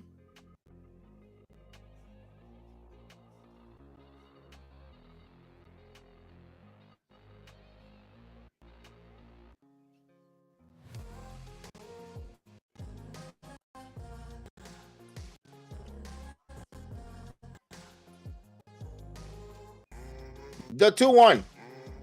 Higgy pops it up. Oh, God. Yankees lose this game. 4-2 final. Yankees ball in extra innings. Overused bullpen. Stupid managerial decisions. Stupidity over again. Sloppy baseball. A terrible loss. Now tomorrow, Severino is going to pitch with no bullpen. With 6 relievers used tonight. I don't know. I don't know what to tell you, folks. I don't know what to tell you when we got, and the thing is, the Rangers did not beat us. We beat ourselves. Yes, Garcia hit the 2-run shot off of Michael King's slider. I get it, but this was ridiculous. Overused manager, over analyzing, overused manager, too many dumb moves. Sometimes a good kiss goes a long way. Keep it simple, stupid. You got to keep it simple, stupid. Will goes a long way. Something simple, sometimes the classics always does, takes you to a long length. It gets you further than all this freaking ridiculous razzle dazzle, smoking mirrors, whistles, and changing pitchers and trying to outsmart. Well, the Rangers, what they did, they had their starter go 7+ innings. They used 2 other relievers. They're simple. They kept it simple. They kept it so simple. Bochy kept it so damn simple. He didn't burn 3 players in one move like the idiot did here, Boone. He had a chance to get Jonah Heim, by the way. Jonah Heim, who's going to be in the All-Star game as a catcher for the Rangers. He didn't pinch hit him. He trusted Garver to hit. Garver got that hit and gave him that 2-1 lead. He didn't burn play there. He could have went to a pinch hitter and eventually put Jonah Heim in there and would have burned 3 position or 3 bench players for one move like the moron Boone does. No, not tonight, heel. Not tonight. No, tonight. I'm gonna end the night off because I'm on my rate. I'll have you on if you want. That's why I ask you to con. That's why I would prefer you to con while it's happening than afterwards. Because if it doesn't go right, I don't wanna have that conversation with it. Congratulations, your Texas Rangers won. You could come on tomorrow when we do a pregame and talk about tomorrow. But as of right now, I don't want to get venom or upset with you. It's not you. It's the team. You and I don't want you to take the brunt of it. It's not your fault. That's why I don't want you to come on right now, because I'm really upset with the way they manage this team. Congratulations to you though. Congratulations to Heel. You guys played. You know what? You have a real manager. You have a real manager there. A good team. A good balanced team. Good job there by the Rangers. Pitching wise, defensively, they played well. I'm going to give you your flowers. I'm going to put you over there. Come on, when we do the pregame tomorrow, before the first pitch, we'll talk about that there. And then if you want, you could step out of the stream for tomorrow. But right now, I'm hot right now when it comes to the Yankees losing this here. And again, it doesn't look right if I get mad with you on that. So that's why I wanted to say not right now. I'm going to end it with the Boone playing dumb. How much more games are we going to keep losing because of the managerial's inept inability or dumbness of managing a game? This can't continue. Listen, I'm at the point, and I hate to sound like Michael Caputo, I don't think the season is over. I think the Yankees are going to make the postseason as maybe the second or wild card, but that's how far. And I know what's going to happen. We're going to lose in the playoffs because I have no confidence in this manager winning unless if the Yankees get Stanton and Judge to carry them. I mean, offensively, like they can't get, no one can get these guys out in the postseason. That's the only way I see the Yankees actually heading into the World Series. If those two guys or two players go on a wrecking crew, that they'll carry the team, and of course the pitching. But strategic wise, when it comes to manager and pitching and defense, I don't see the Yankees be not even sniffing getting out of the wild card round, let alone going to the World Series. But with that, guys, I'll send it tonight. I'm very irate. This one really bothered me. Thank you for giving Clarke Schmidt the flowers. You've been saying that all night. And of course, the Rangers deserved the victory. They wanted it more. Yankees had a chance at home. You had at home to make a statement here to win. And from swinging at the first pitch, hitting into stupid double plays, not running with Volpe when he had to walk, all those little minor things, tweaking things here. You know your offense is struggling minorly. Do something different. Don't sit back with your hands on your sitting on your hands waiting for the home run. Go out and make something. Harrison Bader should have been playing center field. Maybe that whole changes the whole dynamic of the game. He comes in and makes that play where I fell in front of IKF. And we can't put our venom or our anger on him on IKF because he's not a center fielder. He's doing his best out there. He's not an experienced center fielder. The inexperience of the Yankees defense, it showed. It cost this game. It cost Clarke Schmidt to pitch again in line, at least for a decision. Who knows? Maybe the bullpen implodes afterwards. Things happen for a good reason. I'm trying to find out what is the good reason here. Is it everything has a positive spin? Everything happens for a good reason. And for us losing this type of game, I'm questioning what's the good reason behind this. That we don't make a stupid move, a trade. Also, why is Donaldson hitting for McKinney? We know what Donaldson is on his way out of the whole entire league. He's about to be the Yankees fans want him DFA'd. The general manager's not going to DFA him because it was a waste of a trade. First of all, you helped the Minnesota Twins get Correa because you helped them shed salary. Ben Rothneff is in the minors. The only one, and you're telling me that big move with Isaiah kind of Falefa, we lost Gio Urshela. Get better. Your whole season is over. I know you have a surgery. You're done for the year with a fractured hip. Get better, Gio. But you was a player in New York that was loved by this team because the Yankees were too happy. They were too happy to. Well, it's the manager then. Oh, Gio was too happy and he was too buddy with Glaber and that dynamic they had with Glaber and Torres, Glaber Sanchez. You know, there were too many. It was too buddy system, so they had to make a change. They needed to get that rough and rugged Dobson into the team, and that's why they made that move. And you get this and this and that. And well, how did that work out? How did that work out? We didn't get Correa. You helped Minnesota get Correa. You lost Gio Urshela. You got a catcher that doesn't play. He's in the minor league because there's no room for him here because he was hurt when he got here. The moves have so much of a ripple effect, a big ripple effect that's hurting our team now. We're paying the price, and then you listen in 20. What is it? 21 in 21. They should have gotten rid of Boone and Cashman both.